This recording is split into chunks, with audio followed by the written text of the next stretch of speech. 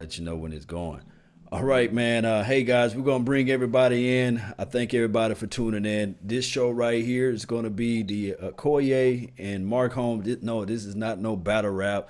This is Yeah. not no beef, no mudsling, no other stuff you slinging towards the ceiling fan. This is just grown man, and this is what grown men do. We talk it out, we hash it out, we go grab a beer. Unfortunately, my guy Koye, he's way in Philly, and my guy Mark Holmes, he's way down there. Where you at? Where you at, Mark?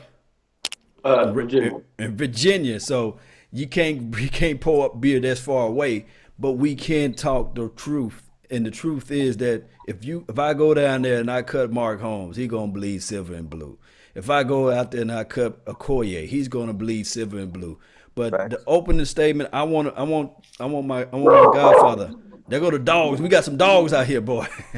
I want the Godfather Mark Holmes, man. Go ahead, man. Tell me what's on your mind. Well, well, thank you very much for bringing in the law here. We got nothing but the best law nation.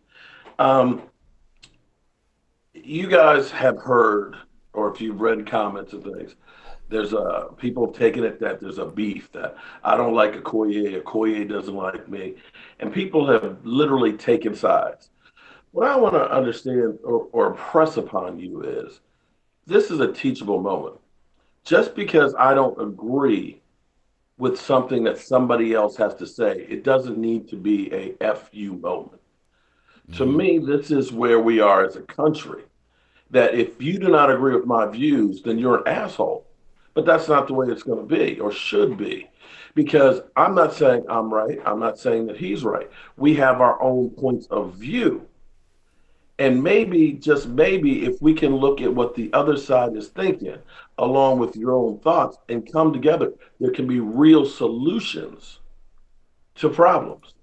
Make no mistake, our Dallas Cowboys have not been in the Super Bowl since 1995. We have been in the toilet. Now, I know my man Okoye, I know my man Law Nation, I know my man Boss. All of us, all of these YouTubers out there want the same thing, and that is for the Dallas Cowboys to get back to the top. But if we don't figure out what is wrong with this team and which direction it needs to go, we're going to be stuck in the same muddle that we've always been in.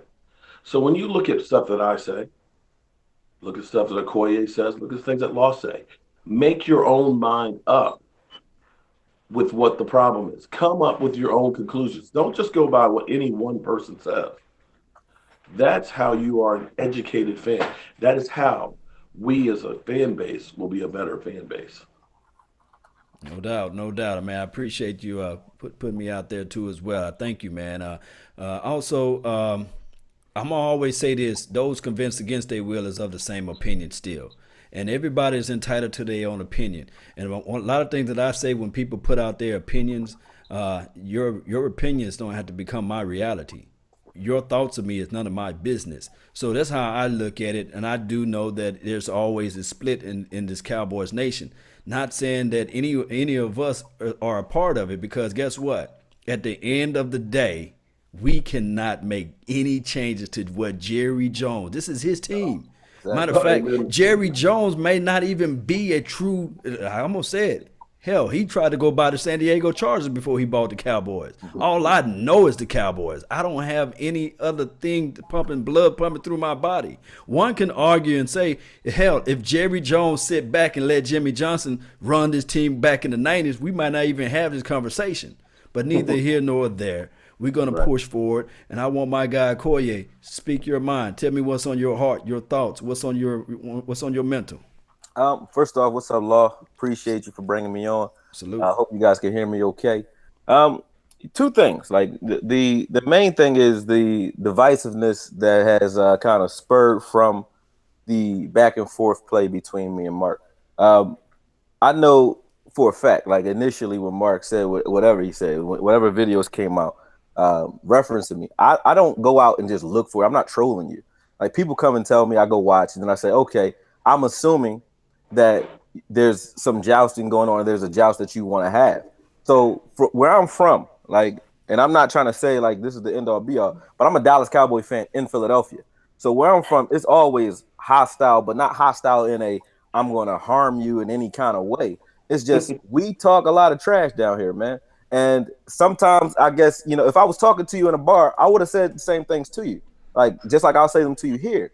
But I think when you watch them in a vacuum, and you can't get a redirect or any type of response in regards to what the intention is or what the true meaning is, you can't really cross-examine what I'm saying. It can be taken in a way where it looks like I'm trying to, eviscerate you or, really be vicious. And that really, none of that was the case. Honestly, and I'm being 100%. And you know this because I even spoke to you when I did speak to you. I said, hey, to me it was funny, and maybe I have a sick or dark sense of humor. I hope I don't, but we all have whatever we are, who we are, and I accept myself for whatever I am, everything that I am. But what I will say is, I did see in the comments how people are not just about choosing sides between whether or not they're going to watch me or watch you, because that's my intention is not to take any subscribers from either of you or anyone in this game. Like that's not how I was raised. That's not how I'm trying to come up in this industry. This isn't a profit motive for me because law will tell you I haven't even monetized my page yet. I'm not receiving a red cent for anything that I do here. Nothing. I don't make money from this. I do it because I really enjoy it. That's it. So the notion that I'm doing it for, and that's not you saying this, I'm just saying, like in the comments, people are saying I'm doing it for clout. I'm doing it for likes, subscribers. I've lost about 300 subscribers today. So, and I'm not even making this video because I want them to come back. Because honestly, if you don't understand what position I'm coming from or what angle I'm coming from, and you're not even man enough to do what we're doing right now, which is address it directly, whether they're doing it through comments or whatever, then that's fickleness anyway. Whether you want to admit it or not is a different story. So I appreciate the fact that you're even willing to come on and even speak to me after the fact that I know you were offended by what I said. But at the same time, just like I said, you didn't have time to cross-examine what I've said. I don't have time to cross-examine what you're saying either. So if I see a title that says enough is enough, that's the first one. You didn't say my name in that one, but that one was people, not me, people actually sending you links to my video saying, hey, watch it. And you made a video about it, right? And I said, okay, all right. But you seemed perturbed by it, but you made a video like, hey, stop. But it wasn't like you were mad at me. You were mad at the fact that people kept atting you in it.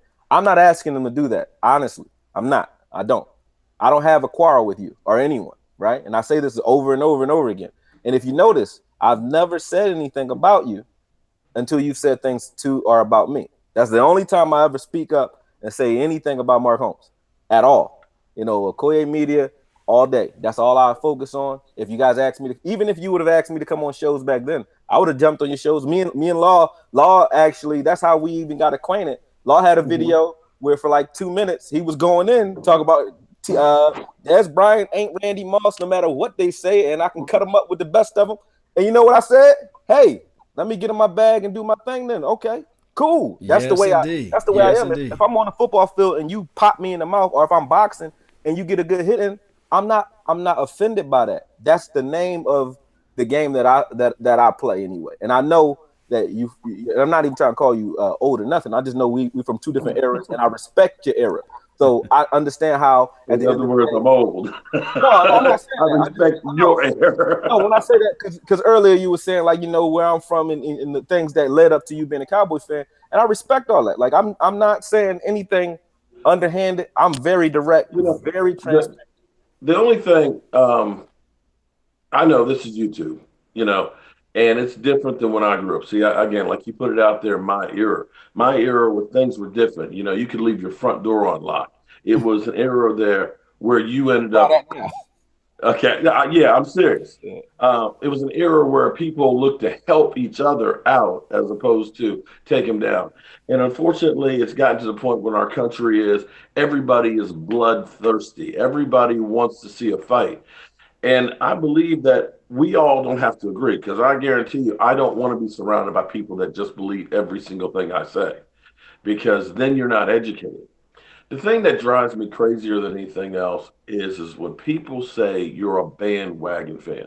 I mean, let's honestly understand what is a bandwagon fan. To me, a bandwagon fan is a person back in the 80s. They had a New York Giant, they had a 49ers, they had a Washington Redskin jacket in their closet.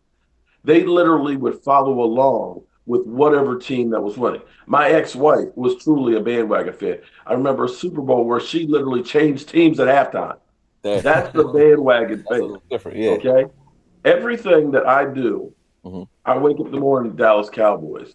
I've been Dallas Cowboys, like I said, so people don't believe that I'm black, but believe me, I would not be welcomed at a Klan rally, okay? And yes, I was the first class that was integrated in elementary school in 1970. Okay, so for people to belittle the fact that, you know what, there's different shades of black. And believe me, if you're 115 black, you're considered black. Oh, trust me, I went to a HBCU, so trust me, I know all about it. So, you know, that whole thing, oh, yeah, you're a liar, man. Your father doesn't know anything about segregation. Well, I could go into some stories and things like that, but we don't need to. But those are comments that are made by, you know, trolls on the comments. Right. And that's actually a sad state of things, because what I honestly try and do is I try and be actually a positive influence. I try and work with other YouTubers to help elevate everybody, because in the end, we're all Dallas Cowboy fans. So when people go at me and say, you're a bandwagon fan, it's like, how the hell am I a bandwagon fan? Because I said, in the midst of the worst losing period of our team's history, historically bad, right? Where it looks like, and literally, as you quoted, we looked worse than the Cleveland Browns there. Can you honestly say we didn't? I mean, we didn't look good. One of the quotes in the video. I mean, we honestly, look, we scored 30 points twice at home and lost, something that has never happened in the history of the NFL. We were giving up 183 yards a game with Sean Lee gone. We had Zeke Elliott's situation that, as I put it in the beginning of the season last year, that we would have been better off if Zeke Elliott took the suspension at the beginning of the season. Maybe we probably would have gotten ourselves together. But I was told, no, you're a bandwagon fan or whatever. But in the midst of all that, I was sitting there looking at that team and saying, this is not a Super Bowl caliber team. Best thing for this team is, and believe me, I was on the fence because I did not want to lose to Washington Redskins. Maybe the idea would be this team just imploded.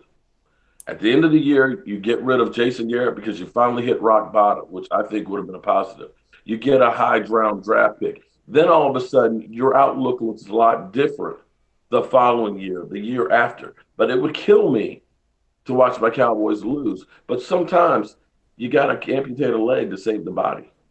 And I respect that position now that you explained it. Like, but me watching it, all I saw was what position we were in the season. It was after the Chargers game, and then where we were. Like, we weren't out of the playoff running, so I was just like, well, why would we tank now?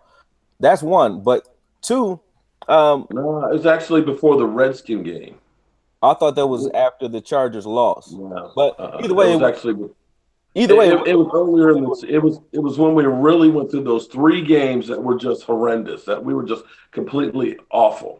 Right. But, you know, it's either neither here or there. But again, that's one of those things that I may have a different opinion than you do. It's kind of like in basketball. You know how you have teams that are middle of the road. They're not good enough to get that high draft pick, but they're not bad enough. You know what I'm saying? Yeah. And so that's where you can say, what's it going to take this team after 23 years back to the Super Bowl?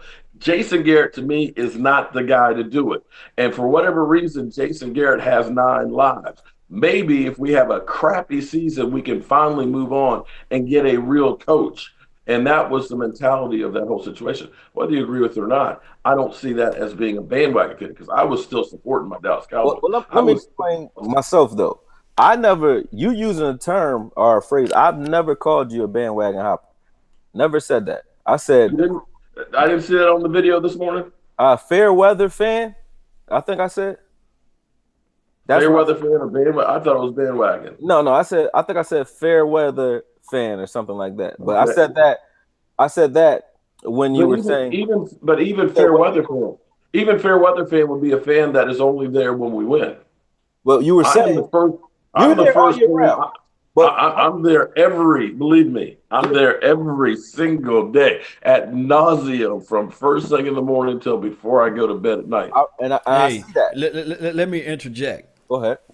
I'm the biggest fair weather fan out there, Dan, because I'm sitting here, I'm watching the game. As long as Jason Garrett coaching, I'm sitting here saying, even when we up, how are we gonna lose this game? Oh, and I be that's sitting there what like, I oh am. Lord, are we gonna lose this game? I be sitting at the edge of my seat. If you guys ever get a chance to see me watch the I'm game serious. live, man, this is nothing to watch, man. Because I'm sitting here, I'm running around. I, In 2014, Mark and AKOYE, there's a hole somewhere in somebody's house. I ain't gonna say the name because I probably had to pay for that hole. When Tony Romo got out there doing that 2014 49er game, that game opener, boy, I'm telling you, I lost my mind. I was sitting here like, man, that Tony Romo, I can't stand his blood. I can't stand everything about him. You know what I mean? But guess what? 2014 was a good year.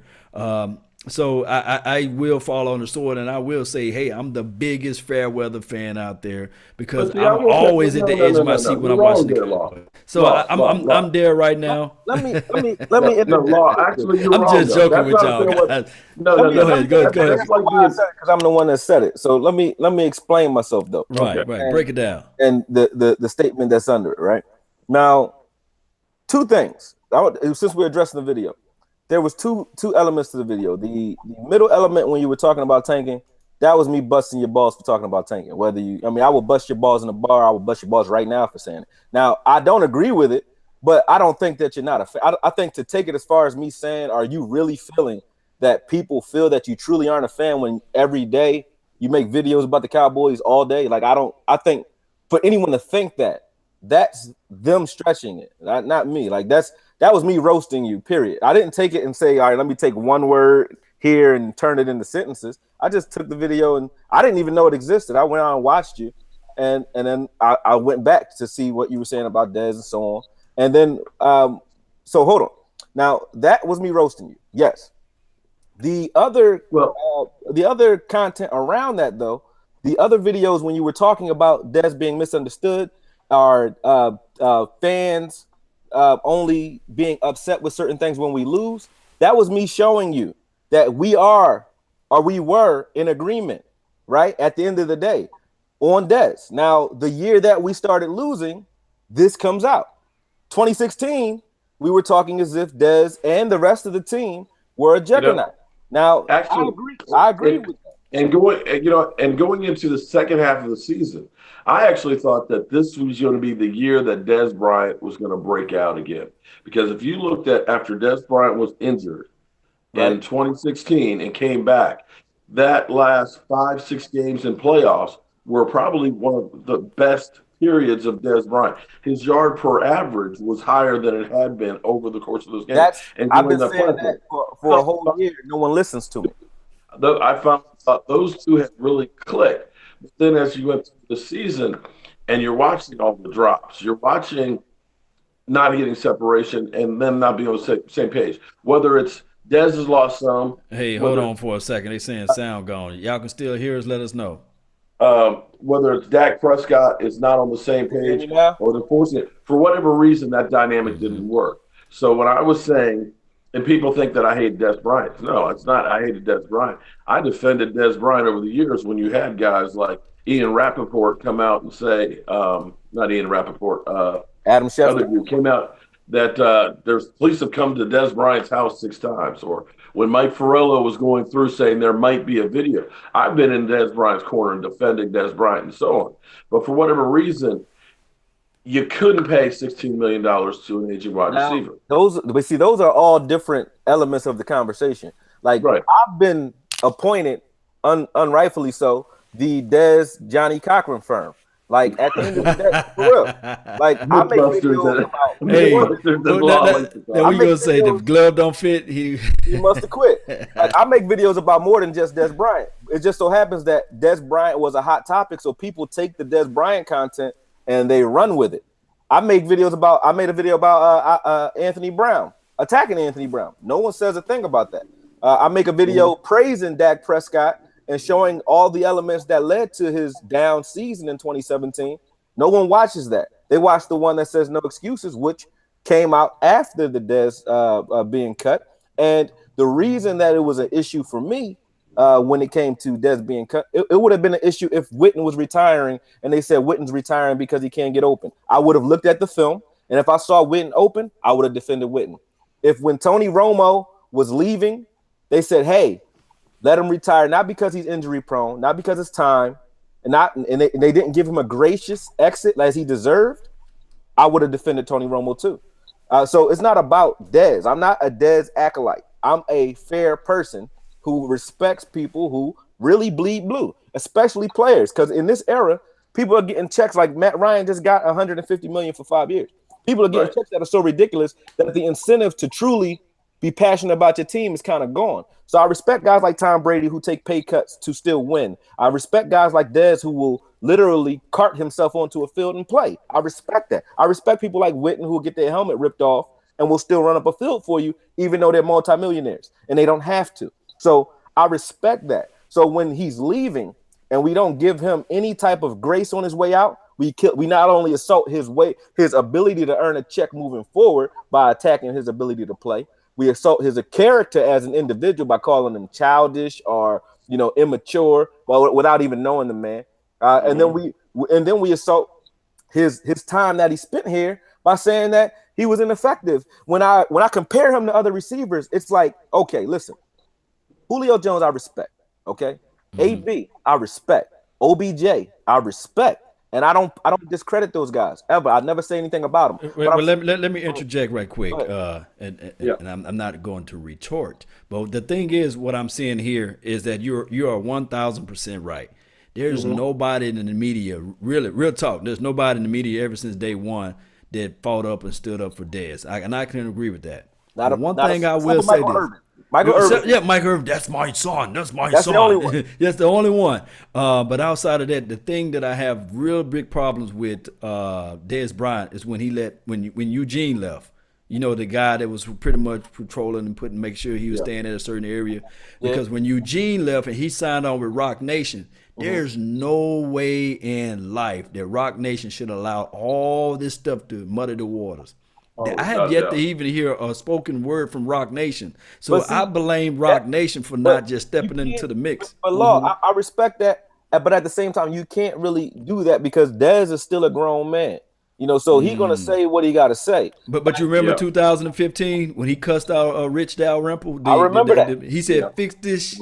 I'm going to try to keep it PG-13, but remember what happened. But without knowing what the context of that conversation is, it's like just like if you saw me beating up an old lady, you might think I'm a piece of shit. But if I told you she killed my kids, you say, "Oh, get her." You know what I'm saying? So without knowing the context of the situation, you really don't know what was going on there. So I'm not saying that he was right for that. I'm not saying he was wrong. I'm saying I truly don't know. And for him, and this all or nothing is not helping him at all. Now what I'm saying? That is a problem though, because the all or nothing. Now you can cut up film, Mark. You can cut up film. I can cut up film to fit anything I choose. Now think about this: All or Nothing just came out. Post season, right? Now after the fact, do you think they didn't just select? They know what the narrative is already because they know what's going on. They selected scenes that fit the narrative that's currently out here. They wouldn't have done that because Jerry Jones definitely has his hands on the pulse. And I'm not trying to be a conspiracy theorist. I'm just saying, do you think that they were going to don't ruin it for me yet? Okay, I'm still. I'm just saying. I'm not going to say anything about that. I'm just saying, after making that move, though, after cutting I'm curious as to the effect of that, because that is made for television. It's going to be made for drama and everything else. It's going to be made for views. All we kept hearing is Jason Garrett, he's a potty mouth and everything else. And that may be done for drama. I want to actually see it and see what the reaction is of players to what he was doing, because you can cuss all you want. And most people just have it in one ear and out the other. Right. Jimmy Johnson cussed at you and let you know your ass is getting cut. So I want to see the whole thing in its totality before I make a judgment on it. But they're going to cut it and make it look as dramatic as possible. Exactly. That they want, because it's about getting ratings. Everything today is about not offending Jerry Jones. Like they can't go against the narrative. Yes, they can't go against that narrative. They can't. Well, what's up, VOCH?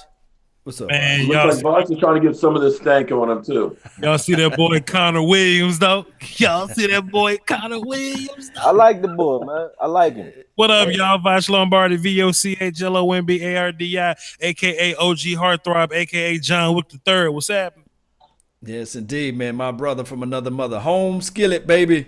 Hey, look, the thing is, we want everybody to work together. And this is what we doing. I don't think that there's any other community of fans out there collectively across any sports that's doing what we are doing. Just think about this all together. There's really, just from like film breakdown, really, if you just compile and collect all the films together, there's not that many Cowboys. We the only Cowboys guys that's doing this. Really, real talk. It's really hardly, barely Bills fans or Eagles nations. Cowboys YouTube community against anybody. 100. Right. We got film guys. That's real. News guys. We got reaction guys. AKOYE the Mythbuster. I don't care nothing about what Right. They ain't got nothing on this Cowboys community. So I see people in the chat box in the comments section. They can say what they want to say, but at the end of the day, we wear the star on our helmets, dog. All us in this panel, we wear the star on our helmet. We gonna disagree. Amen to that. People don't like me for defending Jason Garrett. Whatever. You gonna respect that star though.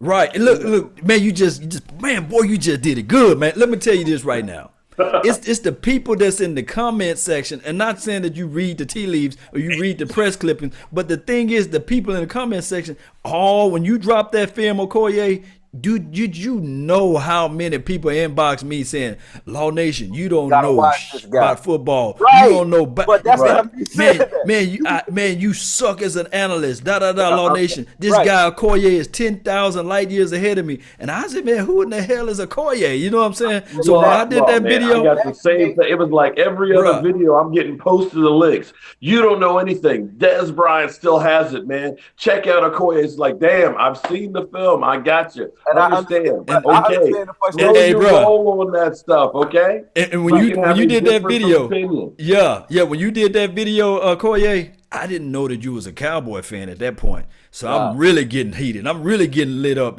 by this stuff. And I'm sitting there saying, what the hell? Who the hell is Okoye Media? Right. Why does everybody keep on tagging me about this Dez Bryant? Let me just give y'all some background. I was not this wasn't an intention. That's why, like I said, I still don't earn a dime from it. Because this wasn't 2 months ago. I started this 2 months ago. This was not my intention. I own a production company here in Philadelphia.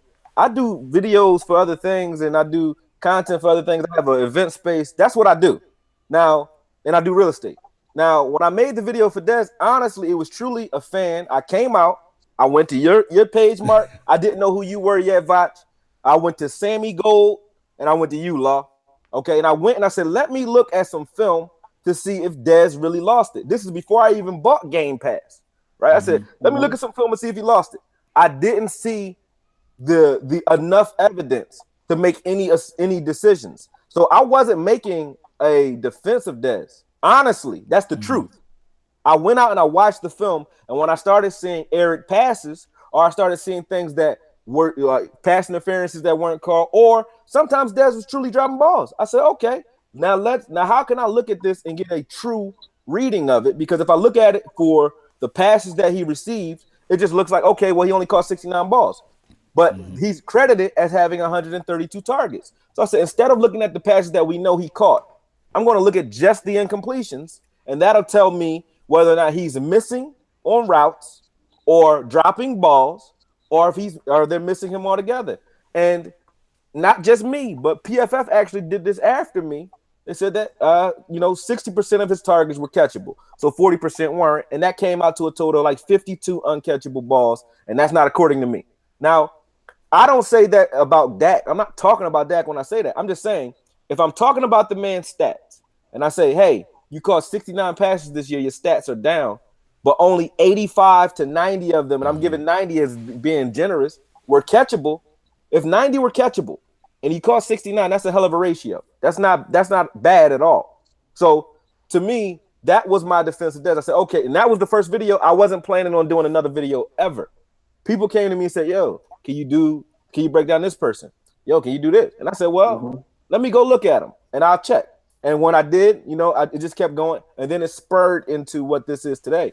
The other videos that I've done on Dez, though, like you guys have covered Dez probably 30, 40 times this year, maybe hundreds of times over the years. I've covered Dez maybe 5 times, but why have I been elected, as I said, the Dez Cochran person? You know what? Since you said that, since we're on that point, there's a comment right here says VOCH is the best on film breakdown. No nonsense. Get with it. All right, go ahead, Lo.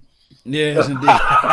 Hey, but that's what we get. That's what we get throughout the whole entire deal. Let me say something, Law and VOCH.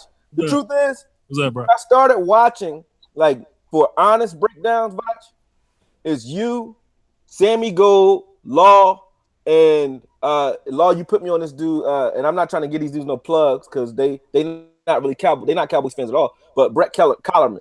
Those are the only people that I see that actually go into the film and actually do what we do. So when you say you're the best at it, like I watch how you break down film and how thorough you are with it. And that just motivates me to be more thorough with what I do, and to each his own. I'm gonna do what I do. You're gonna do what you're doing it, and then it's not about us being the best amongst each other. Like I just want to put like this. I'm gonna tell y'all this right now. All of y'all are the best, but you're listening to nothing but the best. That's why I say I'm saying you. Even when I break down film, it's not about my film production because I do film sessions. I had to do that because a lot of times when I first started doing this a little bit, everybody was trying to wedge me against VOCH. Believe it or not, VOCH, but you didn't hear those peanut galleries, and I didn't even get those out of the bag. Because I used to just say. Yeah. So I just said, you know what, VOCH, they didn't even know VOCH. They didn't even know that you were from the same home skillet. You know what I mean? Right. But I just let people talk, and I just said and I always had this saying, and remember, you're listening to nothing but the best. It was just not me talking about film breakdown. It was just my voice because I always like to just talk and serenade and all that. Well, I see it though. It's plenty views to go around this thing though, man. Mm-hmm. Plenty views. You can watch my film session and watch Law film session. You can walk away with 2 different opinions on it. 2 different perspectives. It ain't like I'm doing something, but it's like a spoiler or something. You won't get nothing from Laws. You get different opinions. Well, say there's another comment that say Sammy Gold is Diet Coke compared to VOCH. Go ahead. Yeah. Well, here's the thing that's interesting though, because there's a lot of great YouTubers out there. There's some ones that aren't quite as good and all that, but everybody's got their own little flavor and their own little taste and things. Okay, and it's actually better that you end up having some difference of opinions and things like that. Right. I like coming in first thing in the morning, and when I don't do a morning video stuff, I get crap from people because they're looking to have what news broke with the Dallas Cowboys. And generally speaking, that's what I end up doing is I keep it on what exactly is going in pretty much real time about the Dallas Cowboys. VOCH goes through, I like to call him the machine gun, because when we were sitting there at the draft, man, I could just go ahead and ask him a couple of questions. Man, tell me that wasn't the real deal. Wow. So, hey man, it was something impressive that we did, Mark, just to be in front of people and people putting cameras in your face. They'll ask you something. You know what I'm saying? That number kept growing. Mark. Me and you did the live stream. We got to get the technology down better. But the thing is I was amazed at the way the knowledge was there to go ahead and just spit out, boom, boom, boom, player after player after player, which is an incredible thing. Law Nation, you got nothing but the best. And thanks. Hanging out with you, I would love to have hung out with you more when we were at Mike Fisher's bar. He got your opinions of things. And AKOYE, Mythbusters. Everybody has a little bit different flavor, which is what actually makes this all real good. So when I work with an E2 Blue, when I work with DMV Dallas Cowboys and stuff, guys that are up and coming, you want to get as many people as possible looking at this, because let's face it, ESPN is not looking out for the Dallas Cowboys. NFL Network is not bringing the real deal on the Dallas Cowboys. You want the real deal, you come to guys like us. You may not agree with our opinions, but I guarantee you're going to find something that you enjoy and something that you like, and you're going to find better coverage between us. But I feel you there. That's why I try my best. Like people will ask me, anybody who watches me knows, if they'll ask me about a player that I haven't watched in depth, I won't say anything. I said I don't want to say anything because I don't want to sway the narrative on that individual before he's given a fair chance. Or if I do have more influence than I think, I don't want anyone thinking he's a bum before he really got, like Taco. You notice I've gotten Taco film. I just won't put it out because it's not fair to Taco because he hasn't gotten enough playing time. And I didn't want to put Woods out because Woods didn't get enough playing time. But when I really did look at it, he actually did play up to par in the time that he did play. So that's why I wound up doing one on Woods. And same thing with Dak. To think that I hate Dak, like I've seen you said that. Like I don't hate Dak. I don't hate Dak. I feel this. The reason I put the Parcells reference to Tony Romo in that video, because I feel the way about Dak that Parcells felt about Romo. The kid has a lot of potential. He will be or can be great in this league, but not if we tell him that he's great. You can't tell him that he's great right now. You can't treat him. Not if we fail them. Not if we fail them with the coaching as well. I can tell you one thing. And I know my guy VOCH Lombardi can jump in on this. I think the Cowboys already understood that, and that's why they got Mike White. And I like Mike White. I'm let y'all too. Hey, that's the quarterback I want to see. Hey, AKOYE and a VOCH. This is what I want to see film breakdown on. I'm already working. Mike White. I want to see y'all film breakdown on Mike White. I'm working on it already. I can't wait to see that. That's why I'm ready. I got my popcorn ready for that. With a clean pocket, Mike White can make every throw with a clean pocket. Well, that's most quarterbacks with a clean pocket. But the reason I say with a clean pocket is because he didn't get a fair shake at all. He was one of the most hit quarterbacks in the league, in the NCAA last year. So, and he still put up crazy numbers. So it's like, for him to do that. I said on Law's show, I went to the Instagram, I went to the Facebook group, and I went to the Twitter, and I asked the children, I say, what does Josh Rosen do that Mike White does not? And nobody gave me a solid answer. Now, I do think at the end of the day, Rosen got the IQ a tad bit quicker, just a small smidgen quicker. But Mike White can make throws under duress. Mike White can play when things break down. Mike White's mobile, and Mike White doesn't have a concussion problem. You know what I'm saying? And beyond that, if you watch the Senior Bowl, when Mike Mayock drilled, and go back and watch it, because everything I say, I won't say anything about a player unless you can go prove it with the film. Go back and watch Mike Mayock and team drill Mike White live at the Senior Bowl. They were talking to him about his favorite plays, favorite formations, where to go in certain situations, and his IQ. Now, you might say Rosen's, the fact that he comes from a family of doctors and surgeons and post athletes, maybe his IQ is a little bit quicker.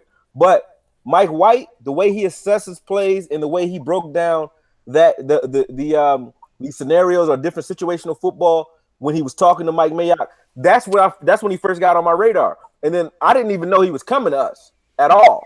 But when we wound up getting him, that to me was one of the steals of the draft, along with Bo Scarborough. I like Bo too. So we this was a good draft. And the reason I jumped out there is because with you, Mark, when you did the Will McKay video, when you were like, trying to pit me against Will McKay, I don't have a problem with Will McKay. And I damn sure don't think that me sitting here in my man cave with my laptop is better or more knowledgeable or have more of a hand on the pulse than him. That would be preposterous. So there was no other response that I could make. I can't say, hey, let me go after Will McKay like you asked me to, because that would be suicide. I'm like, is he asking me to commit suicide right now? Like how fucking, excuse my French, but how retarded would I be to have done that? So the only thing I can do is say, shh. That's all I can do is say, stop saying it, because I'm not going to do the one that you asked me to do. So there's no way I would do that. So I just made fun of you instead. And it wasn't like, again, I would bust anybody balls on him. Law, I've done it to you. You know what I'm saying? And you don't take it personally. I'm not trying to come at you guys personally, nor am I trying to. And if you look at go read my comments, and anybody who watches me will tell you this. When they say, hey, I like you more, I said, this ain't about subscribing or unsubscribing to any of them. Don't do that. Go back and subscribe. I'm not, because that's not what I'm here for. I'm not trying to steal anything. I don't need to, because like you said, VOCH, it's enough subscribers out here for all of us. And at the end of the day, I'm a shit talker. I'm the guy you put in the room. I'm going to start a lot of shit, not fights, but I'm going to start conversation and controversy. I'm going to get people talking, but it's all going to be fun and in love. I'm the guy that will protect you after talking shit about you. So it's like, I'm that guy. I need some of that tequila you got in the background, bro. That Cuervo gets you going. See, I can't drink that Cuervo. I'll be having this shirt. I'll be having this show with my shirt off, man. But I'll be taking my shirt off around here. I'm not that guy. So don't take, Mark, I'm telling you, first off, I'm not going to make no more videos about you, because it takes away from the time that we supposed to be spending doing what we do. But don't ever take anything I say personal or like a malicious attack or underhanded attack, like I wouldn't say it to you. Like the things that I say about the tanking situation, I said to you just now, and I would have said it to you if I saw you any other way. I would have disagreed with it, just like you disagree with me about Dez, and you probably would bust my balls if you saw something on film that like the Will McKay thing. But at the same time, he did walk back his statement the very next day. Today, he said something different. But yeah, either way, it's like, hey, we both got our own narrative. We both got our own mindset and our own opinions. So when I don't agree with you, I'll voice it. And when you don't agree with me, I expect you to voice it as well. But I'm never going to be hurt by it, ever. Go ahead, Mark. Yeah, understand, we actually communicate. We've had each other's phone numbers here for quite a while and stuff. Right. Communicated back and forth and stuff. So people understand this is just YouTube, okay? This is not life and death. This is not war. We should be able to disagree and have a conversation and stuff. Everybody is looking for a cage match between the two of us, but it ain't all of that, man. In the end of the day, we're all Dallas Cowboy fans, and we all want to get back to the top of the mountain. Right. What I like most about Mike White is that he lined up against Baker Mayfield and Josh Allen. He was a gangster and whooped both of them in the Senior Bowl. Oh, man. Well, when he played against Alabama, though, he looked like shit. Hey, and that's major because Alabama, they play press on that line. I did film today on Michael Gallup. They play him press up on that line, man. Alabama don't give you no breath. No. That's right. You don't give you time to breathe. Like the Senior Bowl is a good litmus test, though, because it's sort of like the Pro Bowl. Like if you have a bad team, but you just so happen to get to play with other players on your level, we get a good sense of what you could have done had you been surrounded by the right talent. And that's why I lean more towards VOCH on that, where I pay attention more towards what Dak did in the Senior Bowl and what Mike White did in the Senior Bowl, more so than what they did, during the season, because the strength of competition actually matters. Same thing with Dak his first year. He was averaging 260 for the first 10 games. After that, he was averaging more like 190, 180, and that's his first year. The year that, was a record-breaking year. So I always was looking at Dak the way I look at it now. I just didn't have a platform to speak on it. And the way I look at Dak today, just talking about now, if Dak has drinking the Kool-Aid, and I know a lot of fans love him, I like that. And not just because, he's a young guy, not because he's black, none of that. I like Dak because Dak has a will to win, and he does bleed blue. So amen to that. He does. He will run through a wall for you. Did y'all want me to set the phones up and take some calls? We got some people in the chat box want to call in and say what's that. Damn, unfortunately, man, I got to get up out of here, man. I got some stuff I got to take care of for tomorrow and things, man. Well, I ain't going nowhere. We're doing a full chat tonight and things. We just all right. You ready to go now? What's up? I got a few more minutes of stuff, but what's the time looking like? 8:40. Yeah. It's 7:50 where I'm at. We would cut you off at the top of the hour. How about that? There you go. 10 minutes. Yeah, that'll work. So just speak. Look, this is what I want to know right now, Mark. What's your expectation of this coming up season? No, get that. What's your expectation for the mini season that's coming up around the off season? What's your expectation on the rookies, on what we should do as far as safety, defensive tackle? What are your expectations? Oh man, well I tell you what, I think that we are not finished with the bloodletting just yet. I think there's going to be some more guys that are going to be released. I think Cole Beasley is definitely still on the cut list. I think Terrence Williams may be on that cut list as well, and I think Tyrone Crawford as well as Ely may be on that cut list. Because, here it is. We got a logjam in both of those positions. What I personally love is the fact that guys are literally going to be fighting for position. One thing that I hate is a guy that knows, hey, I'm a starter, so I don't have to put in the work because I'm going to show up. Now we got these guys that are getting hungry in there that are looking to get that playing time, looking to get that check down the road and stuff. So you're going to see a lot of battle. You're going to see a lot of intensity, and you're already seeing a few shots around from some guys. Now, with the course, the draft that we had, I think we've taken care of almost all the pieces we need. We're still missing that one piece, and that's safety. Now, there's going to be a lot of guys that are going to start getting cut over the next 2 months between now and training camp. You're going to see some veterans out there that still have some playing time and stuff in there. I think the Cowboys are still going to go ahead and look for a safety. If not, Earl Thomas still being in that mix. Let me And I know I ask pounded y'all that thing. one question. Go ahead. One What's question, that? Mark, to you and everybody else on the panel, but mainly to you guys, because I know Earl Thomas. Don't get me wrong. I would love to have Earl Thomas on our team. I would. But why do we ignore the fact that we were a ranked 8 defense last year with Heath, with Frazier, and with Woods and Byron Jones? Might I add, we weren't give you that much. Secondary at all. Now, when the run broke down, that exposed the secondary, because obviously, if you can run, you can play action. If you have time in the pocket and the pass rush stops getting there as it did in spots last year, due to ineptitude or breakdowns on certain elements of the defense, whether it's the linebacker core or it's the return of David Irving in the middle, which I think kind of affected the pass rush of D-Law. There was different things that happened. Go ahead. Well, here's, in my opinion, and it may be right, may be wrong. I feel like we had a great outside rush, but the problem for us was we were soft in the middle, so quarterbacks could step up in the pocket, have a clear line of sight. Exactly. When I look at Jeff Heath may have gotten more interceptions than anybody else, but Jeff Heath takes some terrible angles. When I look at Jalen Smith, he was second in tackles, but Jalen Smith was not a guy who was not making tackles where you're tackling a guy for loss. Most of his tackles were lancing blows or shots that he was getting carried downfield. So, yes, the defense in yardage was ranked 8th, but the biggest statistic that they weren't good at was getting the ball. And turnovers are key on a defense. We keep playing the soft zone, 8-yard cushions and things. It's not aggressive. It's basically everything relying on the offense to hold on to the ball, bend, don't break without getting aggressive. But I personally want to see a more 10 interceptions. 10 interceptions is not enough. That was horrible. No, check this out though. That's why I think that was more scheme than personnel. And the reason I say that, think about this: we brought in Chris Richard. Now we all love Earl Thomas. We all love Cam Chancellor. We all like Sherman. We all like Maxill. All the guys that Landry, the guys that they have in their secondary. But the Browner, the Legion of Boom was put together by Chris Richard. And he had, honestly, this is not me just being a Cowboy fan.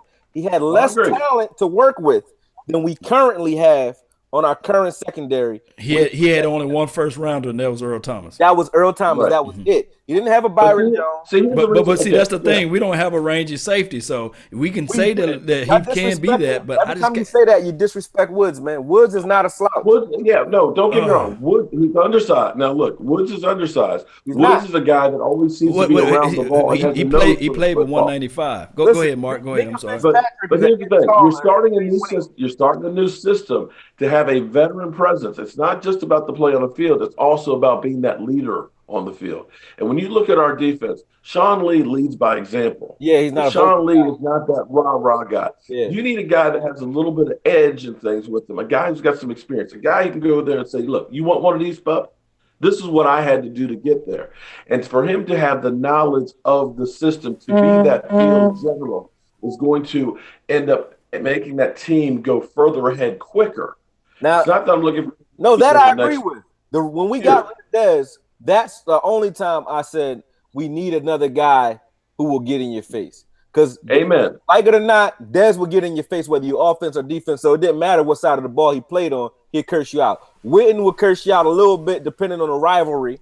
Right. As you can see, even in All or Nothing, you'll see it later. I know you didn't see it, so I won't say anything. Right. But at the same time, now that we've gotten rid of Dez, I felt like just to quell people who were kind of butthurt about Dez leaving. And honestly, I don't feel a way about Dez leaving. That's the misconception about me. I'm actually happy he's gone because I know we're not the team that's going to throw Dez the ball the way he needs to be thrown in order to make him look the way he needs to look. So I'm happy he's gone. I'm not mad. People think I am. I'm not. I was saying he's not a bum on his way out. But me being mad that he's gone is two different stories. But now that he is gone, to make a splash in the free agency, I think a guy like Earl Thomas would be valuable for that reason and that reason only, not playing ability. But we do need another vocal leader. If Hitchens was still here, I would say we don't need Earl Thomas. But the fact that we don't have a guy that's truly an enforcer that everyone will rally around on the defense right now, and we have guys who are kind of knuckleheads. Like we get Randy Gregory back, then we have the guy, the kid that we just drafted. We got guys that could fall apart but have talent. So you do need somebody that can reel those guys in. If it's not on the coaching staff, then it has to be on the field. And even if you have it in the coaching staff with a Chris Richard and a Marinelli, you still need it on the field. So I do think that a guy like Earl will be okay in that regard. But I don't think it's like if we don't get him, we're doomed. It's not that. No doubt, man. That's good stuff, man. So, Mark, I know it's about time. You got 2 more minutes, man. What's left on your mind? Did I lose you on here? No, I see Joe Boo now. Shout out to Joe Boo. Okay. Shout out to Joe Boo. Yeah, Joe Boo. I'm about to steal his drum here. No, actually, I'm just as excited as can be about this season, man. I can't wait for this thing to go on. I think that this season is actually going to end up being pretty good. As bad as last season was, with the Zeke Elliott situation, I think Zeke's been put on notice from Stephen Jones, and I think he's gotten his head together. And I look at this offensive line with the draft and the positions that we pulled in free agencies. To me, for the first time in an offseason, I feel like the team looked at all of the problems that they had and said, let's address them. We need a good offensive line. We need to do something different with the wide receivers. We need to protect Dak Prescott. We need to get our linebacking core together. And although we didn't get the 800-pound gorilla to go in the middle of the defensive line, we definitely made strides to get better. So from the totality of that, if we were 9-7 last year, when everything that could go wrong went wrong, I feel like we could get a few more wins in there and maybe have an opportunity if, there's a big if, the coaching staff starts taking a little bit of a risk and starts trying to change some stuff up just enough to keep other teams guessing. That's my hope. That's my dream. And I can't wait till training camp gets here. No doubt, man. Yeah, I agree. I think if Dak is in a system that's more like Mike Shanahan, not Kyle, but Mike Shanahan when he was in Denver, where they were running bootlegs, RPO style offense. That's the style offense for Dak. He's not a deep thrower, whether we want to say he is or not. His windup is very slow at this point. And I think it's because we don't have a real quarterbacks coach that's a guru on the team right now. You can say whatever you want about Kellen Moore. I don't really agree until I see some shit. You better leave that Boise State alone, boy. Man, yeah, exactly. That Boise. I don't know who from Boise State knows Jerry Jones, but he loves those guys, man. And they come out and they feisty dudes. They come out and they play hard. But at the end of the day, I think you should have brought in a guy who really could be like a QB whisperer to Dak to try. If you're gonna put this much pressure on. Man, you're preaching to the choir on that one. Kellen Moore is the quarterback's coach. Not to say anything against him, but I'd like to have somebody who has some experience. Wade Wilson, I don't think ever did much as far as the quarterback coach. And the thing that scares me is from the time that Jason Garrett has been here, you haven't developed any quarterback. Tony Romo had his skills when he got here. Dak Prescott was fresh off the boat and ended up playing with what he came here with. They have yet to develop a quarterback. Now, I'm not a conspiracy theorist, right? Not really. But the reason you never hear me speak about Jason Garrett. And the reason I don't speak about Jason Garrett is because I truly don't know what decisions are made on the field or off the field that are truly him. You're right about that. Versus Jerry. So when you say Jason didn't get fired or Jason is inept, you really don't know because he's handcuffed. If you see Jerry on the sideline, or when you see All or Nothing, you see Jerry say, "Hey, I'm going to speak right now, Jason." And when you see the owner taking over the room or on the sideline speaking to the players during situational football moments, know that he has his own suite up there with the hotline to the field. Exactly. So at the end of the day, Jerry knows why Jason isn't fired. If he made a decision that looks like a bonehead decision on Jason, he's not going to let Jason get fired for it. He's just going to say, "Okay, I know why I'm not firing you because I told you to do it, but I'm not going to say I told you to do it either.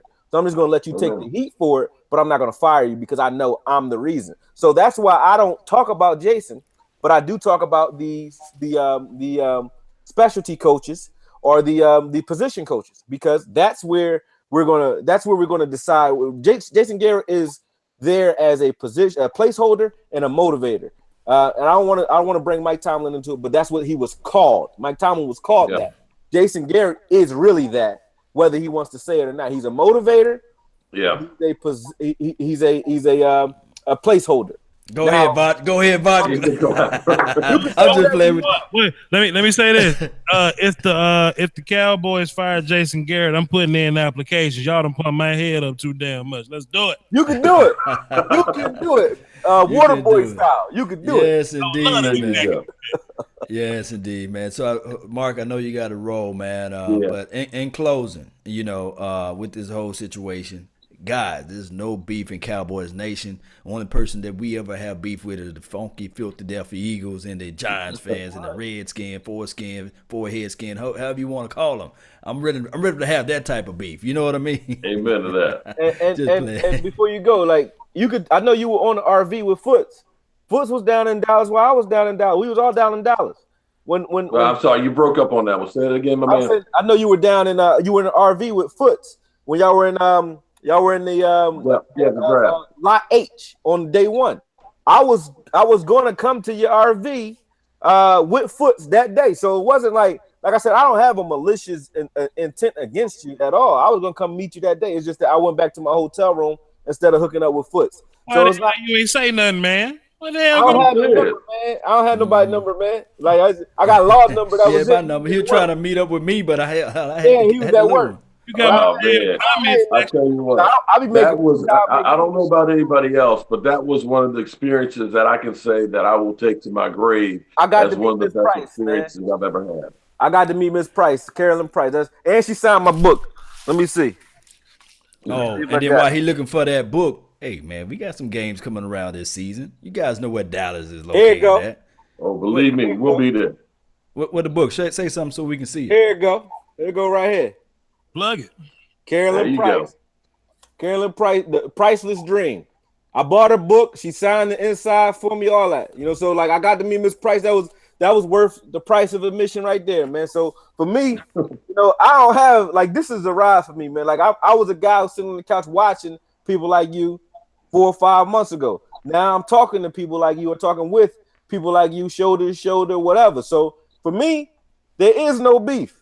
So when people try to imply that there is, all you've ever heard me say on any video, there is no beef. That's it. You never heard me say, fuck you. I never said anything truly personal about anybody on this panel, and I never would, because that's not the name of the game for me. Because at the end of the day, if I see you and I have a true animosity, I would never put it on in public anyway. I would call you and say, I don't like what you said. I would never say, let me make a video that takes 3-4 hours to make. By then I'm not mad no more. You know what I'm saying? So, I ain't got that time to waste money. Ain't nobody got that time, man. This is not a rap video. So stop thinking like that. I would never do that. I'm not like that. And it ain't even a backtrack, none of that. It's just at the end of the day, it's not like it was no hatred in that. It's just, honestly, my sense of humor is more on some, I'm going to get you sucker type shit. I'm going to kick you in the balls and roast you. I'm not the type that's going to say, hey, good day. But it's no hatred. That's for real. Yeah. And with that being said, I can't hang with all these young guys here. It's time for me to take my meds and carry my ass to bed. hey, so tell them where they can find you and all that good stuff at before you run too as well. Just all you have to do is look for this guy, Cowboy Joe Boo, between Twitter, Instagram, Facebook, or YouTube, and you'll find it. That's it, Cowboy Joe Boo. And of course, we'll be at the Dallas Cowboys for a few of the games this year, looking for you guys, the fans. And generally speaking, you can always find me around one of these gentlemen. I'm Mark Holmes. Hope you guys all have a great night, and we will see you soon. Peace, love, and fish grease. Salute. All right, man. What you guys want to talk about now, man? Or you just want to wrap it up? It's on y'all, man. You can take some calls, man. You wanted to take some calls? Take them. Yeah, VOCH. I was gonna take some calls because Miss Scouting Pro wanted to call in, but she don't want to call in no more, so I kind of don't want to talk to the rest of these people. Oh, damn. Okay. You just want to talk to the lady. I really wanted to hear Miss, what's her name? Miss Scouting Pro. Bro, she said she was mad at me. I wanted to know what the dealio was. Yes, indeed. Hey, Mark, man, you still live, man. Let me end him from the call, man. I don't want him to say something bad about Say something bad about me. Boy, that motherfucking Law Nation. Boy, that Law Nation. Yeah, I kicked him out. I kicked the voodoo out, right? And Mark Holmes. I just played. Shout out to Mark Holmes, man, and Joe Boo.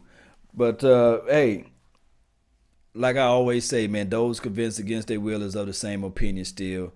And if you have different viewpoints, different thoughts, it is what it is. You know, we still love the Cowboys. You know, I actually started following Mark Holmes because guess what? I had a disagreement with him.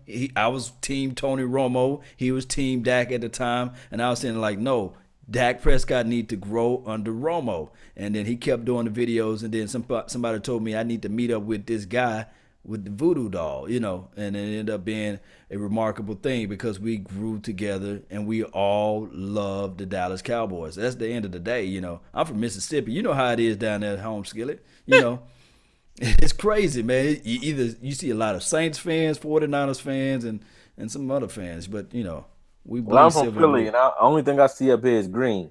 And if you guys think, like, you know, I'm belligerent here, like, this is how I treat other Cowboys fans. So when I'm up against the Eagles, man, it's like it's not even a joke. Like they come at you all day long. You know, they call you all kinds of shit. And we had I don't know if they still got it, but we had a prison or a jail at the Eagle Stadium because that's how I really get there. So it's like this is not the way I am is like confrontational for a reason, man. And it's not even on a personal effect. That's just the way people act here. Like they talk a lot of trash. So I'm a Cowboy fan in Philly that walk around with cowboy gear on. That's like going and living amongst a bunch of Bloods and you a Crip. Like that's how bad it is. I'm about to set these phone lines up, fellas. Since let's hear it. Since they want to run it for the cardio, so let's jump into it. So beat this out, y'all. The number to call in is y'all can go ahead and get in line right now. 515-739-1285. One more again. I'm gonna even put it in a little box down bottom. 515-739-1285 is gonna ask for an access code. That is 309-104. 309-104.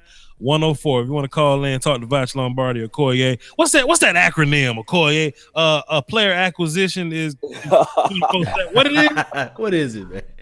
Accumulated knowledge over years of existence, man. Know what I said? Yeah. That's cold, man. Or you want to talk to Law Nation, call in. Well, and and we can run it for the cardio. So and remember, you're listening. Oh man, hey, what's your thoughts on I like both of you, but you didn't do the Michael Gallup yet. Yeah, I didn't get the Gallup yet. I got Gallup is hard because there's no coaches film on receivers, and it's hard to see what he's doing when he's not getting the ball. I only can see what he does when he's getting the catch, and that's really like another highlight vid. So I don't really like doing college receivers, but I haven't done it. It's a little tape out there on YouTube world of the Alabama game, you know, and VOCH did a hell of a good job breaking them down too as well. Yeah, but that's the other thing when I watch it being done correctly. So if I watch you do like I watch you do Connor, VOCH, when I watch you do it correctly, I feel like for me to come behind it, the only thing I can do is do what you did. Like it's not really much there that's undone, unless I see something that I thought that you didn't cover. I won't even do a breakdown on people that you covered that was done to the standard. If it was like, hey, he didn't see this though, or he missed that part of his game, or he think he can do this but he can't, then I'm gonna say something. Other than that, I just skip it and keep. That's why I did the Quentin Osborne. I said, let me start from the back and then come forward rather than start from the front and going backwards because that's what everybody seemed to be doing. Hey man, it's plenty of people that follow you that have no idea who I am. You know what I'm saying? Just because that's facts. Just because I got 20,000 don't mean, you know, that I'm Mike Mayock or some shit. You know what I'm saying? That's true. You know, so man, hey man, grind, put your content out, get your views, man, because they still may want to hear what you got to say. That's true. Yes, we got the phone. We got 3 callers in right now. So, like I said, one more again, get in line. The number is 515-739-1285. Access code 309-104. Let's jump into it. Let's run it for the cardio. And line blowing up, 919. Who this? Yo, can you hear me, fellas? Yep, who is? I'm clear. This is Sean in North Carolina, man. What up, Stone, nice Carolina? To be talking with you guys. Doski Woski, what you got for the show? Hey, man. Hey, so I'm glad. First of all, I'm glad you guys cleared out the air. That was good. I'm getting old, and I want to talk. It's the draft, and we want to talk about Cowboys, which we all love. So, props to all of you guys. Thanks for putting this together. Mm-hmm. Next thing, I have all you guys watched the All or Nothing? Yes. I watched it while I was making film, but I have to watch it again to get the real context of it. I'm on about episode 5. Okay. You can tell it. You can tell it to me because I don't watch it. I don't want to be spoiler alert or anything, but in the last episode, the coaches had their final meeting.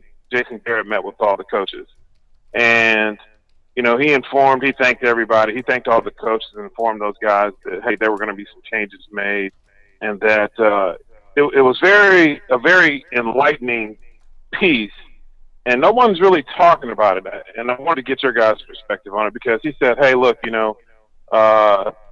some guys are not coming back. One guy was retiring. The tight end coach was retiring. But there were going to be some other changes because, there needs to be one message. It's Jason Garrett's message, right? And it's not – when he goes to say something, there's no eye rolling. There's no, smacking of the lips or whatever. Now, you take that, and I put it off to the side, right? Mm-hmm. And I said, that's very interesting. I wonder what that's about. Then you also take Dez being released, and then he was released before this All or Nothing came out. Now, there's, everyone knows why he was released, or at least we think we know why he was released. There's many speculations, whether salary, whatever. But you also look at the way Dez's passion was, and you could tell that he was one of the guys that the coaches kind of tap dance around. They didn't really want to deal with Dez when he was passionate about things. And it wasn't that he was being, disruptive. It's just that he was passionate about wanting to win, right?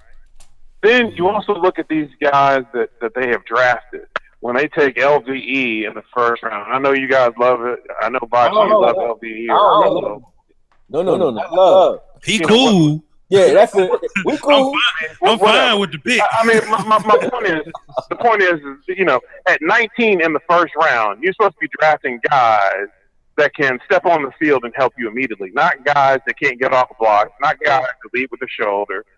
This is the NFL, right? Can I address that? But you look at him, and he fits a mold. For some reason, this.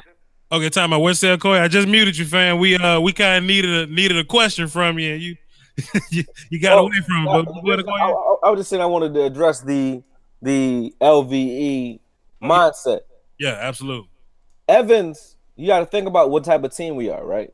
How many times do we blitz linebackers? We very rarely blitz linebackers. We're a team. We rarely blitz, period. Go ahead. We're a team that tries to get there with our front four. Yeah. So a guy like Evans is great, but he's best when coming downhill because he played defensive end.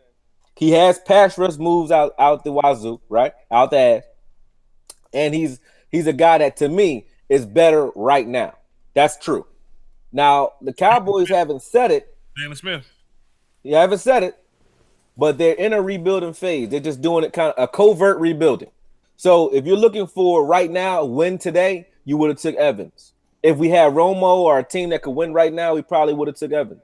But when you have a team that you're trying to build for the future, you still have, even with Van Der Esch's flaws, and I know people like myself don't like the flaws that he has, whether he's taking on people with his shoulders, diving in with his head first, not really being anything when it comes to getting blocked by receivers. I get that. But with the frame that he has and the measurables athletically that he has, it's a smart pick because if you really believe in your coaching and you think that you can teach him, and he already is an ace when it comes to covering, and you can teach him how to use what he already had. You can't teach a guy who doesn't have the body how to take on a block or who doesn't have the ability. He has the weight and the size to do it. So if you can teach him to do that correctly and just pretty much just put his hand out there, it's not like he's done that and he's been, he's used his hands and he's been done dirty while he's doing it. He just doesn't do it. But if you can teach him to do it and he can be a C+ player versus the run, he'll be a B+ player forever. And the reason I say that because he's an A+ player versus the pass. So with that said, I see why they took him. Now they might be wrong because he might not be shit ever versus the run. But if he can be okay, he will be better than Evans. I think what it came down to is what this team needed from a linebacker. I don't necessarily think we needed a downhill guy because I think that's what Jalen's gonna be. Jalen's gonna be the thumper, blitz on third down kind of. He may put his hand in the dirt, whatever. We need a guy that can move backwards and laterally, and Leighton Vander Esch puts the nipple on the titty in terms of moving backwards and laterally. So it just makes the most sense to get him at 19. Now, a lot of people think I've somehow changed my stance on Leighton Vander Esch just because he's a Cowboy. He's still soft, and he still need to use his hands, and I would still prefer Harold Landry over him. But in terms of the haul, if I can get Leighton Vander Esch, Connor Williams, and Michael Gallup, I'm fine with the order of picks that we got. Now, Leighton Vander Esch, I wouldn't even say that he's like trash versus the run, man. He just got to get off these blocks because when he runs free, he nasty. But that's why I say trash versus the run. How often are you gonna run free in the NFL? You're not gonna be running free every play. And that's what's so special about our situation, man, because we just need David Irvin to play 18 games. You need David Irvin to play outside too, though. If David Irvin can play 18 games at that damn 3-tech, boy, Super Bowl team waiting on you, damn, I tell you what. Because Leighton Vander Esch is going to run free, and they're going to double team his ass, and DeMarcus Lawrence is going to be over there by his damn self, either getting one-on-one or double team, and lordy. Yes. That's why I was just leaning more towards a big defensive tackle, 1-tech. Somebody can even play a 0. Who's that? Him. Who? Help me out. Osborne, bro. Who? Quentin Osborne. That's an undrafted free agent that I'm rooting for to make this team. Because if he makes this team and you line him up next to Collins. What's his measurables? Because I haven't seen him yet. And I think I saw a film on you that you did it, but I didn't see it. I didn't click it yet. Watch the film. He's 6 foot. He's 6 foot 310. But he got more pass rush. He looked like Malik Collins. I'm not even. I don't like to compare. Wait a minute. What was that Neil problem with just the 6 foot? Don't we need a 6'3", 6'4"? I mean, say that when you look at Geno Atkins. Do you say that when you look at Aaron is Donald? He comparable to Geno? My bad. Yeah, help me out. He's a high motor guy with multiple pass rush moves, and he stops the run on the way to the quarterback. That's all I need him to do. Now, there's nothing that I've seen on film, and I watched 5 games of them. There's nothing I've seen on film where I say, oh, like I can watch Leighton, and I don't make my assessment and then make the video. I watch the footage that we compile, and then whatever stands out, I comment on. Now, if there was footage of him getting pancaked and bulldozed and knocked over, I would have put it out. There is none. If you don't double team, he's beating your ass. So using Vochism, he's putting the nipple on the titty. Mm-hmm. You put the nipple on the titty, put the bull in the eye, whatever you want to say, he does it. Like that bull right there, man. If he don't make this team, it's a tragedy. And I don't care if you got the guy Ward on the team. I don't care if Gregory come back. You need to find a way to make sure he makes the 53-man roster. Because if you put him next to Collins and you move Irving to the left side and move Law to the right, or either way, it don't matter where you put them dudes. I don't see anybody running or passing against that front four. Man, that front four is not. And then you got dudes like, Taco and I don't know if Crawford's still going to be there or not. What about Jahad Ward? Is he Taco's? He's not Taco's. Is he rotational guy? A Crawford replacement? No, he another Taco in my opinion. He a guy that's a good athlete, but don't have all the moves yet. That's all. Like I think he can get them, especially under Marinelli. Will McClay said he had a late second, early third round grade on him a year or so ago. He's a developmental guy. But to me, I would take Osborne 10 times a day over Ward any day. Now, that might sound disrespectful, but just watching the film of both those guys, I think Ward is the better athlete. Osborne has the better technique.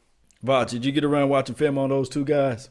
I'm on vacation, and the key word in vacation is to vacate because I've been hitting this thing heavy from January to April, and I needed as you should. I needed a minute to get away from this, but I got my list made out, and I'm off from the day job tomorrow, so I'll probably get into the film and come on one of these shows and make a report.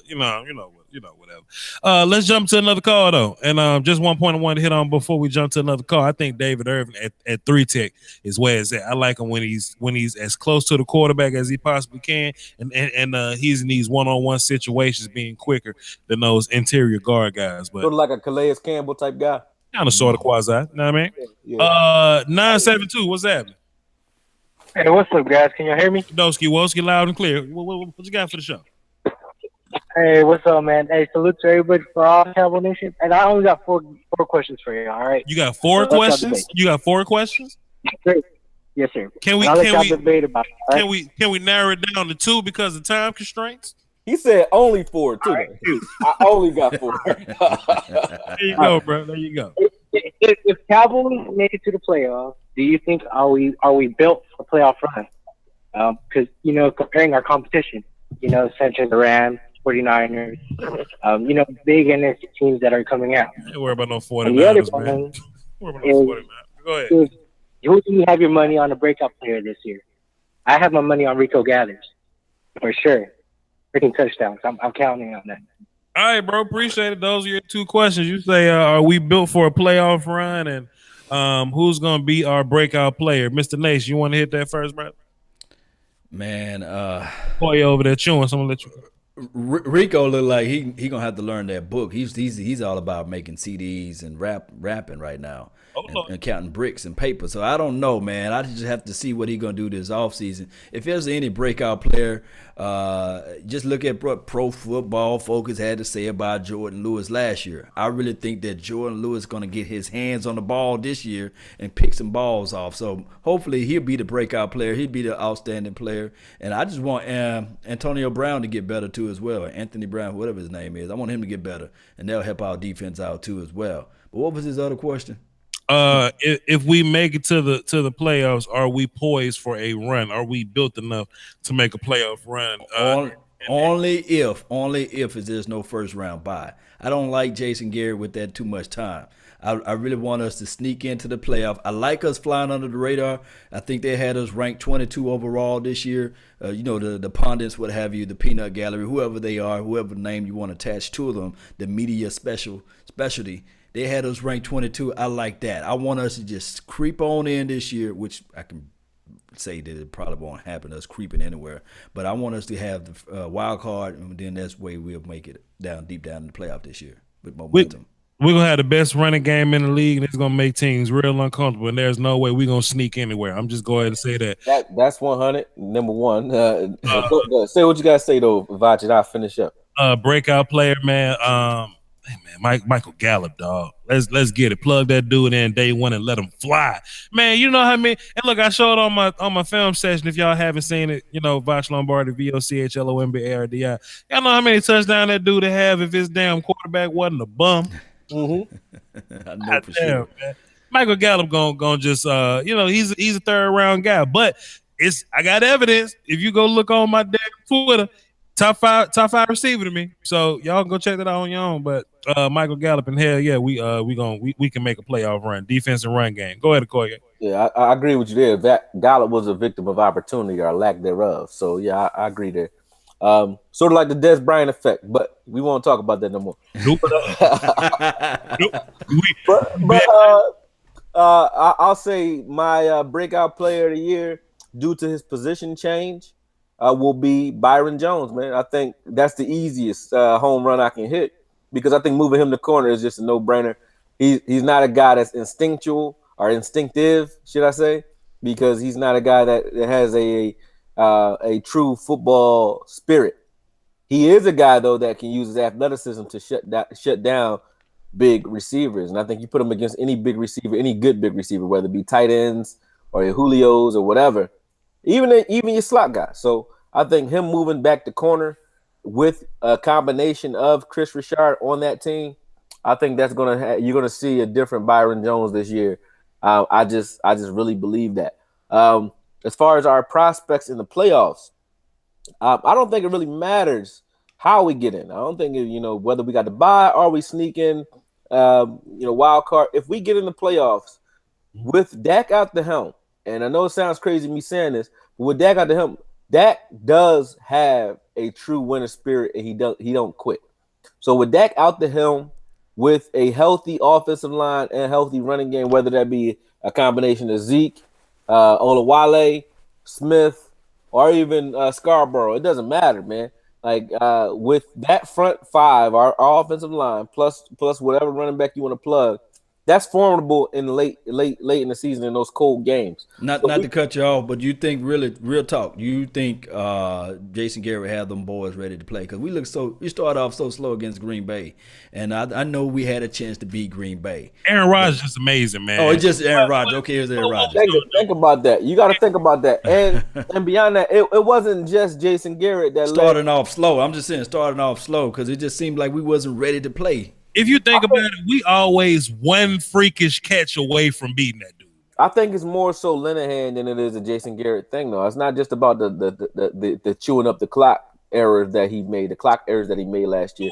This out, fellas. We talked about all or nothing. I sent the text message out to my little Cowboy Illuminati group. Laws in there.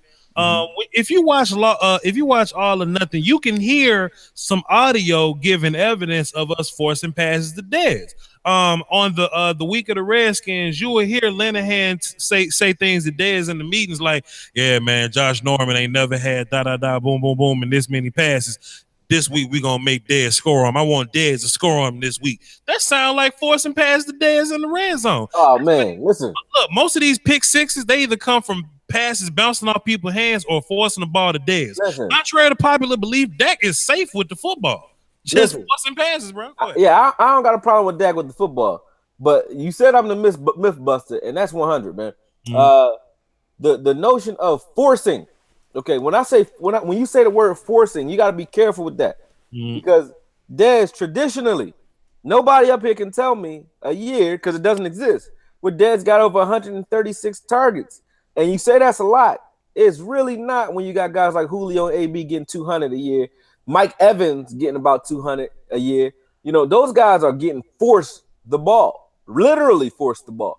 So, you know, to say that, hey, we're going to throw the ball more to Dez this week is not, I don't think that's a forcing situation. And when you look at the plays, like, hold on, Dak threw a pick six, 2 pick sixes in particular that had nothing to do with Dez. He threw it 5 yards over Zeke's head against the Seattle Seahawks. Okay, that's a pick six. He threw it to Desmond King when he was throwing to Beasley when Witten was open, dead in the end zone. And Witten was also open on the Seattle game, dead in the middle of the field, probably on the same play.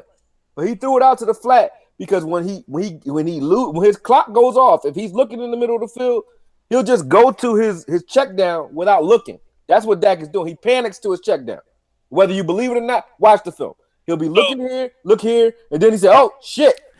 All that is post Atlanta game, right? So, post Atlanta game. He panics to his check down. So that so had nothing to do with Dez. So when Dez get hurt and we're forced to play within the system, whoever gets open, man, we look like a damn efficient offense when we play within the system. That was only in 2016 when nobody knew what the hell Dak was doing anyway. So it look good. What I'm saying, nobody knew what he was going to do. So nobody knew Dak until week 10. Now you know, sit on every route.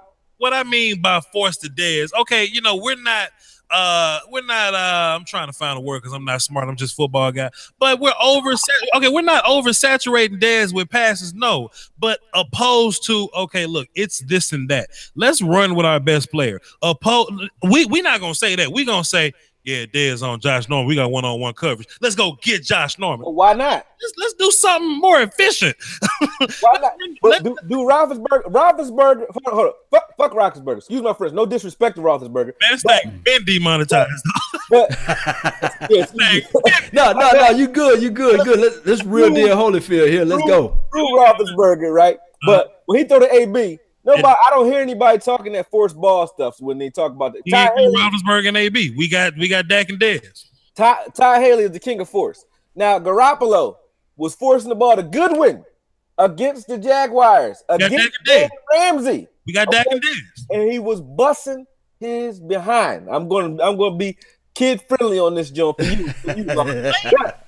He was busting his behind. They put up 44 points on that team. So Mama watched the show. Mama, I love you, Mama. Mama, I love you too. Listen, Aikman was forced the ball to Irvin. Like, if you're gonna say force the ball, you're gonna say that. I mean, that you could say that Peyton Manning forced the ball to Harrison. That's what happens when you got a number one receiver. Now that we don't have one, Of course you're going to spread the ball around. We don't have a number one receiver. Maybe that's why Dez isn't on this team no more, because Dak is a surgeon. Dak works with his motion. Dak is not a surgeon. Dak does surgery. Is a hammer. Dak does surgery. Now look, you may be thinking of surgery like Denzel busting the door with the shotgun. I'm surgical with this bitch. Not in that way, but in the way of you're either you could be a gunslinger, you're a RPO guy, you're a surgeon. I think Dak finds his reads and he gets the ball that he say. People mad that Dak don't push the ball down the field. Dak make open throw. He throws to the guy. No, I don't get mad at that. Tom Brady do it. Right, Tom Brady does surgery. People got mad when I compared him to Tom Brady as if I was disrespecting him. I wasn't. I was saying, hey, this is how you throw a deep ball. But Tom Brady he's the check down king. Mm-hmm. He is. So Dak is also a check down guy who I think when he gets his footwork correct, and I'm not the one who even called out his footwork. That was John Gruden. Yeah. I watched John Gruden talk about him when they were sitting together. We're going to see what John Gruden going to do with Derek Carr. That's what I want to see. We're going to see what they do. John Gruden had the worst draft I've ever seen. That was pretty horrible. I don't even understand the trade for Switzer. Like, you already had Martavis Bryant on your team. Why would you go get Switzer anyway for Ward? And that makes me question how good Ward can be, because why would you give up Ward and Alawale? They gave up Alawale for Smith pretty much, and they gave up Ward for Switzer, and you already have a pretty good receiver stable with Cooper, Bryant, and Nelson. Switzer doesn't have that much value in that rotation. So why would you get rid of a Ward? Why would you send him here? So that makes me look at him like, is he just an athlete, or did they just lose faith in him? Or is there? I think the special team coach that they deciphered from our Cowboys, he's down there. I think that was more of his dealing versus possibly. Peep this out, guys. We got 3 people on the phone, and to keep from filibustering, because this ain't my show, but I'm gonna do something I do on my show. I got my timer out. You got 1 minute and 20 seconds to get in and make your point, and we gonna run for the cardio, all right? So let me get ready. We ready to go, fellas? All right, here we go. So we got 910. Who this? What's on, bud? What's happening, 910? What you got for the show? What's happening? Not much, man. Just want to shout y'all first. VOCH, Law Nation, AKOYE. Salute. What's up? I listen to y'all on YouTube. Okay, appreciate you. I got 3 questions, but I'll get it in 20 seconds. All right, first one I got. All right, do you think that Dak Prescott would have been a better quarterback field to step behind Tony Romo for about a year to season up? Because even though Tony Romo did go to the Super Bowl, he is a good quarterback and can read the defense. And do you think Kellen Moore is a good coach for Dak? I know he's locked him, but is he going to coach him to be a better player? You gonna go first? First. And the last question I got for you is, like, I know our offensive line is coming together. It's going to be tight. But our defense is almost good together. We got 3 people I think it's going to be good on the line. I think Randy Gregory's going to come back. He's going to be good. Got D-Law. The other side, David Irvin, the inside. I'm still missing one piece on the inside. I heard you talk about AKOYE with the guy. And I think he will step up. But who's our 4th guy on the line to strengthen us and let us go to a playoff run? Malik That's Collins? all I got for you, fellas. Don't disrespect Malik. Malik Collins? Malik, amazing. I know I didn't miss them all like Taco and Malik. I ain't disrespectful because I like those players, of course. But okay. Peep this out. Player on that line. Peep this out. Before you go, do you think David Irvin should play end or 3 tech, and why? I think he's better at 3 tech. Why though? Just the way he can shed the deep, just the way he sheds the line, and we can like. All right, man. Time to go. Appreciate. Thanks for calling, bro. I hear it. Hey, do you think that Steve Young benefited from sitting behind Montana? Do you think that Aaron Rodgers benefited from sitting behind Brett Favre? I do think so. I think that Dak Prescott would have benefited sitting behind. That was my whole argument when I was talking to Mark Holmes many years ago. So I believe that the thing is with wisdom and experience, that's sitting behind somebody that had already been through the fray. And I really think that last year, it was just pretty much Dak Prescott on an island by himself. No veteran quarterback to help prep him before the game. I really think that even Mark Sanchez, with the little benefit that he had starting off with his career, remember he went to the NFC with the AFC championship, not championship, what it was, 3 times, what, 2 times? Divisional round. Yeah, Right. division round. That's why I couldn't get out. Yeah, he went to there, twice in his career. So I believe that those experiences help benefit Dak Prescott. But is it for me to sully or denigrate Dak Prescott? No. I think that Dak Prescott will step it up this year. I think that it takes time. It takes time for the quarterback to develop. So I really think that he would have benefited sitting behind Tony Romo, and maybe this would have been his first year, or maybe next year. I think that the same thing that was dangerous for Romo is dangerous for Dak, not only from a reporter standpoint, but from a fan standpoint. Parcells used to say, and I'm not trying to be a Parcells ball hugger, excuse my French, but Parcells used to say, be careful about the accolades that you give Romo because you don't want him to get you don't want to get it to his head, right? He's feast to famine. Same thing with Dak. I don't want, like, if Dak is hungry, a hungry Dak, I like. That's why I liked him 2016. That's why I think he was effective, because he didn't want to give up that starting job. He knew, hey, if I play well, I can keep this job. So he was watching Tony Romo in practice, not necessarily being coached by him, maybe not. But he was watching him in practice, and he was making sure he prepared for each game like a pro.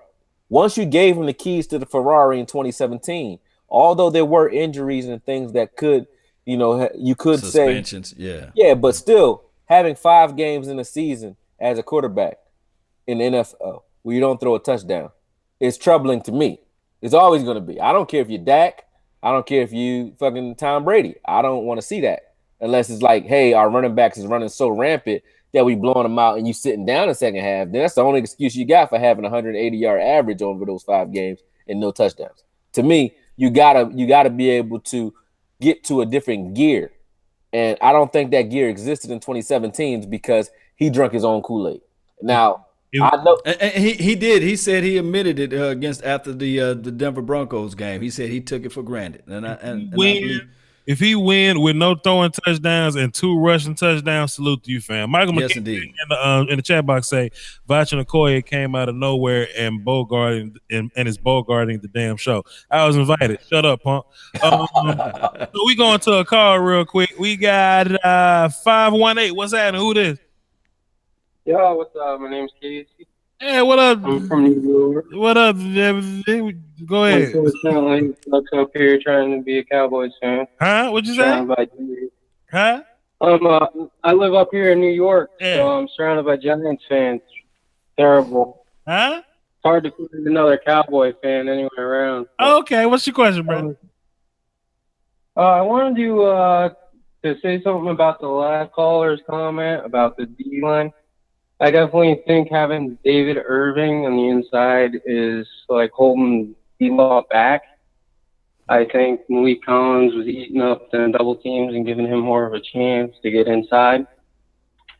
But I think we have too many defensive ends as it is, so kind of forcing him inside, especially if we get Randy Gregory back. Yeah. And especially like with Coney Ely and Armstrong and all that stuff, and then it's too much clutter on the ends. We need more of the big guys in the middle. Yeah. And that's why the DeQuinton Osborne guy that we picked up in undrafted free agency, he looks pretty good. He's a little small, but he's big, and he shreds up the middle. But my main focus on the undrafted free agency was really the secondary, since we didn't get a safety in the draft. And all right, man, it's been cool. Appreciate it. All right. I got that he's small, but he's big, from the guy. it's an oxymoron. But the thing is, I can see what he's coming from. We do look like a finesse package, Voch, with all these defensive ends out here. I want that fat plug that you can just guarantee that you're gonna take up too. But I don't know. I can't wait to when this stream is over. I'm gonna look at your film, AKOYE. But that's not really our defense though. Like we like athletic 3-techs that can get up the field, and oh my God, David Irving does that. But here's the problem, Voch. Watch this for me, man, because I know you're going to do it justice. What's up, bro? After the first 4 games where Law had 4.5 sacks, right? Mm-hmm. When David Irving came back, you saw his production go down. Mm-hmm. And the only reason was David Irving is not – I'm not saying that he's not doing what he's supposed to do. He's supposed to go for what he's supposed to go for. David Irvin's the guy going. He's going for his own. He trying to get his sacks. He's doing what he do. Collins is a Heartbreak Ridge type guy. If you watch that movie, he's a guy that sacrifices himself for the greater good. Yeah. So he'll eat up 2-3 blocks. He don't get nowhere with it, but he'll free Law up to do what he do, or free him up where he only playing half a man. Are you okay with that though? I'm okay with Collins doing that. Yes, but this is the problem that I'm having with that. It's like a what do you call that when you throw a ripple effect, when you throw a little rock in the puddle and it ripples down.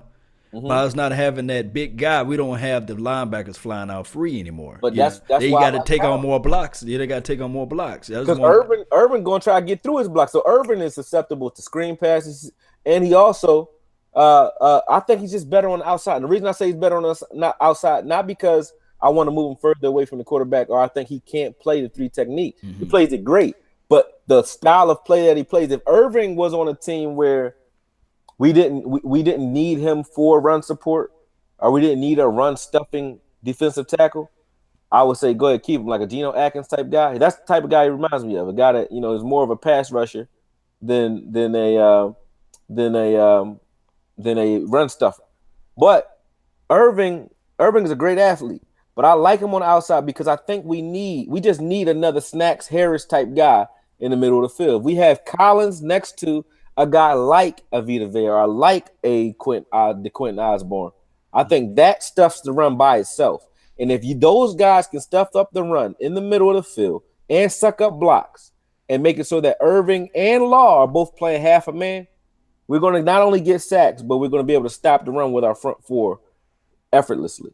That's why I want him outside. I think Irvin does play better inside, but I think his fall off is not far on the outside, and I think it's more beneficial because obviously Osborne can't play the outside at all. So if Irvin can play the outside, let him play it and put somebody on the inside who only can play the inside but plays it well. But you know how the Cowboys do. Osborne won't even get a chance because they're gonna have Tyrone Crawford up in there. Man, if they cut Osborne, unless he really looks like shit in camp, and I doubt it.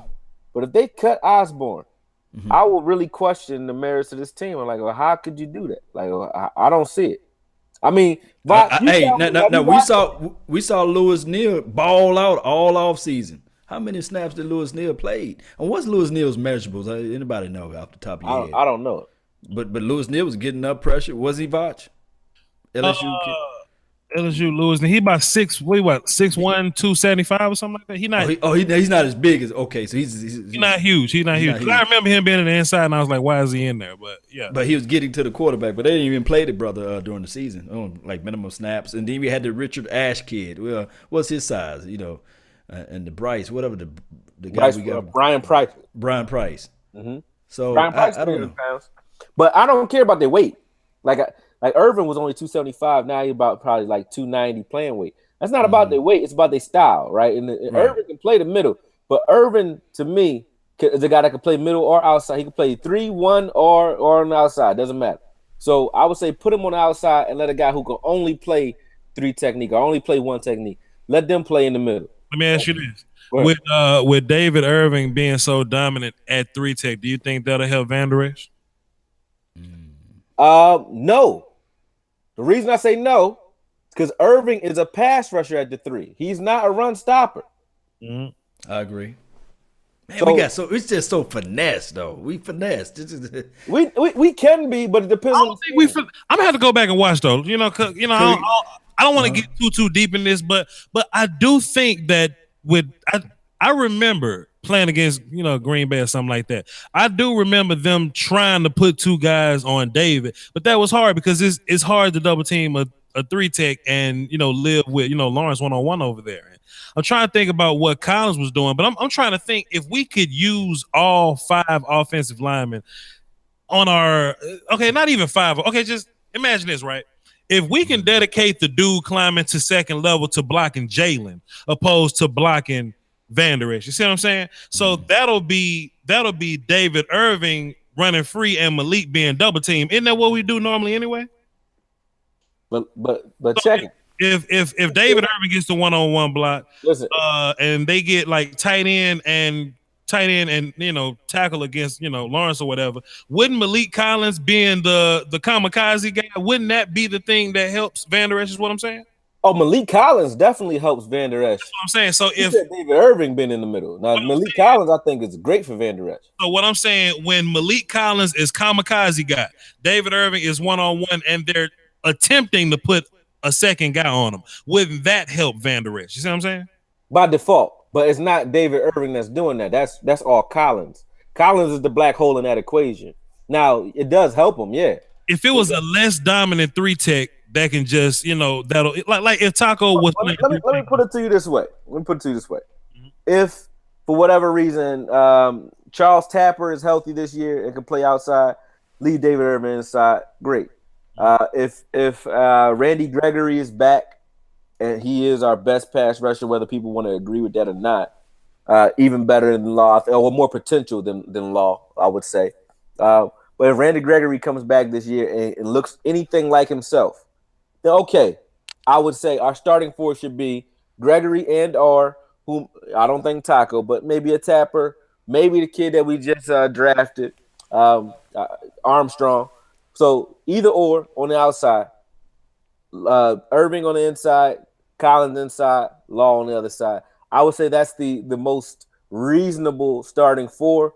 But the way Rod Marinelli rotates, it wouldn't matter anyway, because you're still going to have someone who plays that Collins style, either spelling him or Irving.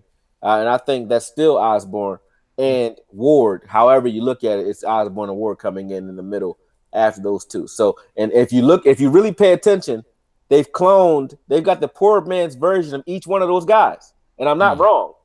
Ward is the poor man version of Irving, a big, tall, athletic interior lineman, and then you have a stocky, strong guy with pass rush moves, Collins and Osborne. Now, if Osborne makes the team, of course, but that's what they have in the middle. So there's no fall off, or not much of a fall off, if those guys have to spell those two. So I think a little bit of film later to see how Hitchens maneuver with his block situation.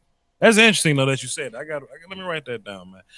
Okay, do you know if Hitchens took on a lot of blocks? You know what I'm saying? I know that Damian Wilson just played horrible whenever they put him out there. Hitchens just flew out to the ball. Hitchens was just like you said, a kamikaze guy. He just flew out the ball. And Lee, those guys are skiers, man. They'll take on a block. Yeah. But that's not their strong suit. I think the only one who really blows blocks up, believe it or not, is Jalen Smith. He'll blow you up. Jalen will blow you up. He'll put you in your ass quick. Now, Hitchens and Lee, I think Hitchens learned from Lee, and he said this in All or Nothing.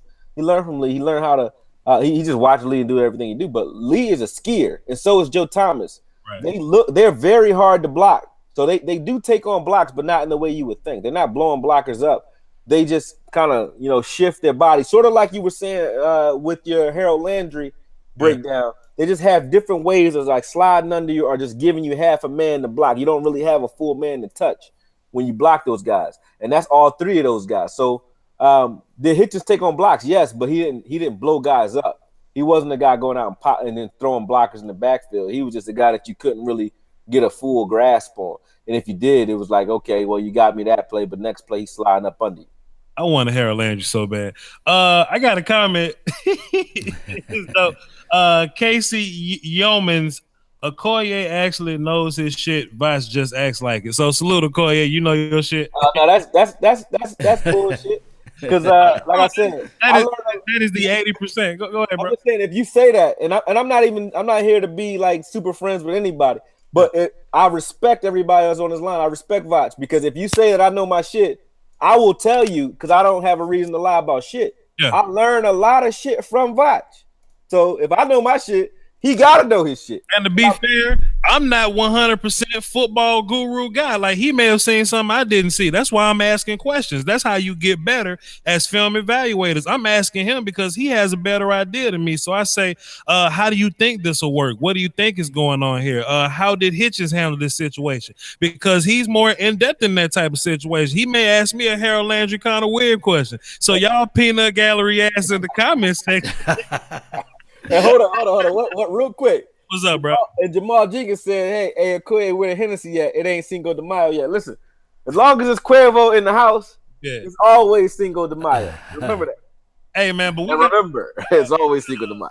We got a super chat though, because those are important too. From Josh Jones, he dropped a dub for the nation.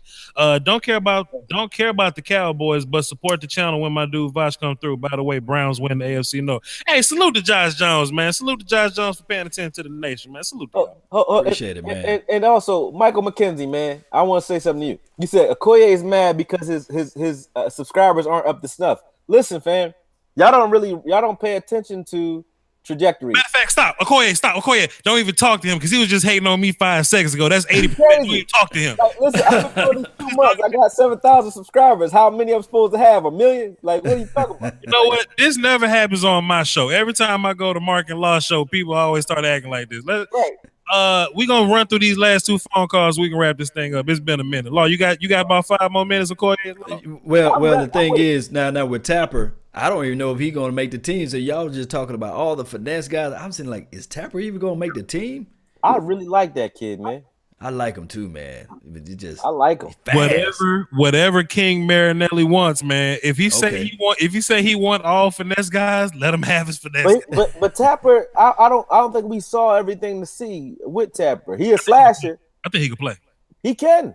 Yeah. He can play, and his first step is he probably got one of the better first steps on our team. I agree. So I like him. I like him as a spell guy. I don't want him to start not right now, but having him come in if you're gonna cut somebody, I don't give a fuck where you got drafted. I would cut Taco before I cut Tapper any day. That's just me.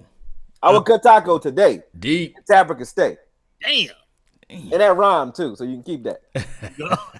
All right. 214. Who this? Hey, it's me, man. What's up, boy? What's happening, man? What you got for the show? Hey, I think I got some 3 questions for you. Okay. The first question is, do you think Terrence Williams or Cole Beasley is going to be cut this year? Second question is, how many touchdowns do you think Dak Prescott is going to get? And the third one, what do you think our record is going to be this year, based on how our roster looks like right now? All right, man. Salute. This man went to the Brian Broader School of Calling, getting in and getting out. Salute to you, brother. Salute. What he say? He say, how many touchdowns Dak Prescott? The secret number to Dak Prescott, I think, is like 3,200 yards. 3,200 some odd yards. Cam Newton. I say 28 touchdowns, maybe 5 running touchdowns, and a minimum of 12 interceptions. Minimum or maximum, I meant to say. Maximum. Don't get over 12 interceptions, Dak. Don't do it. Yeah, true. Man, whatever works within the offense, man. This is Zeke's offense. Dak, Dak's the one putting the ball in the air for him. You know what I mean? That's whatever's opinion, man. But some days Dak gonna have some big passing games. Some days, he's just gonna have to play his role or whatever. But man, Cam Newton numbers, I think that's fair. Yeah. Cam Newton numbers. Yeah, I think if you want to compare Dak to anybody, you compare him to the Wilsons and the Cam Newtons of the world, and later on down the line, he'll start making plays off of his feet, with his feet. And I don't mean just running. I mean creating, extending plays, things like that. That's when Dak is in his element. When he's out of the pocket, Dak is an A+ quarterback and out of the pocket. In the pocket, he's iffy. So how many touchdowns do I think he has this year, or what his sweet spot is? That really is not up to Dak. That's up to scheme and Zeke. So I don't really want to say how many he'll have, or I don't really want to anticipate, because Dak has the potential to give you, 7, 8, maybe 10 touchdowns on the ground. Honestly, honestly, and still another 25, 30 touchdowns in the air. It depends on the type of scheme that we're running. And I don't know what we're going to do, because we still have the same offensive coordinator. So I'm not saying that Linehan's bad either, but Linehan was brought in literally for Dez, because of the Megatron connection, the Megatron Stafford connection. They wanted that same effectiveness, and we want somebody that knows how to feed a number 1 receiver the ball, and that was Linehan's style. Now it'll be something to see if he can switch to a receiver by committee type of effect. We'll see. Because that's what Detroit's on now, but Linehan's not over there. So we'll see if he can do that. And if he can, then maybe Dak does, explode this year with a lot of, ex receivers or second or not X receivers. I'm sorry, Z receivers. But we'll see. We'll see. Hey, I appreciate don't dropping that dime on there because Linehan was brought into the not Miami Dolphins, but the Detroit Lions because of what his connection was with Randy Moss. So right, that's some good film stuff right there, man. That's good I pay stuff, attention, man. Yeah. But look, man. Hey, you just sitting there like, yeah. No, man, because I'm reading. And Voch like to pay attention. He be paying attention to these stat boards. I hope he ain't paying attention to that 80%. Voch be surfing for the ladies, but then he find insults on the way. He found an 80%. Low, people this out. This is my problem. You from the hometown, dog. Right. We ain't had trolls where I came from. You know what I mean? If we got something to say, let's have a discussion and talk about it, bro. Don't try to get my attention. I'm a man. Miss Jackie can get my attention. Miss Terry can get my attention. Miss Scouting Pro can get my attention. But if you're a man, if you don't want to talk football, if you don't want to be logical, if you just want my attention just to have it, it's kind of shaky to me, man. Who said Nobody. No, all right. Yeah, don't give him the attention. But I used to work in the bar though, Voch. All you gotta say, like I used to say that to people who talk shit, and want to fight you in the club, something like that. I say, listen, man, it's a lot of ladies in here. Go enjoy yourself. That's it.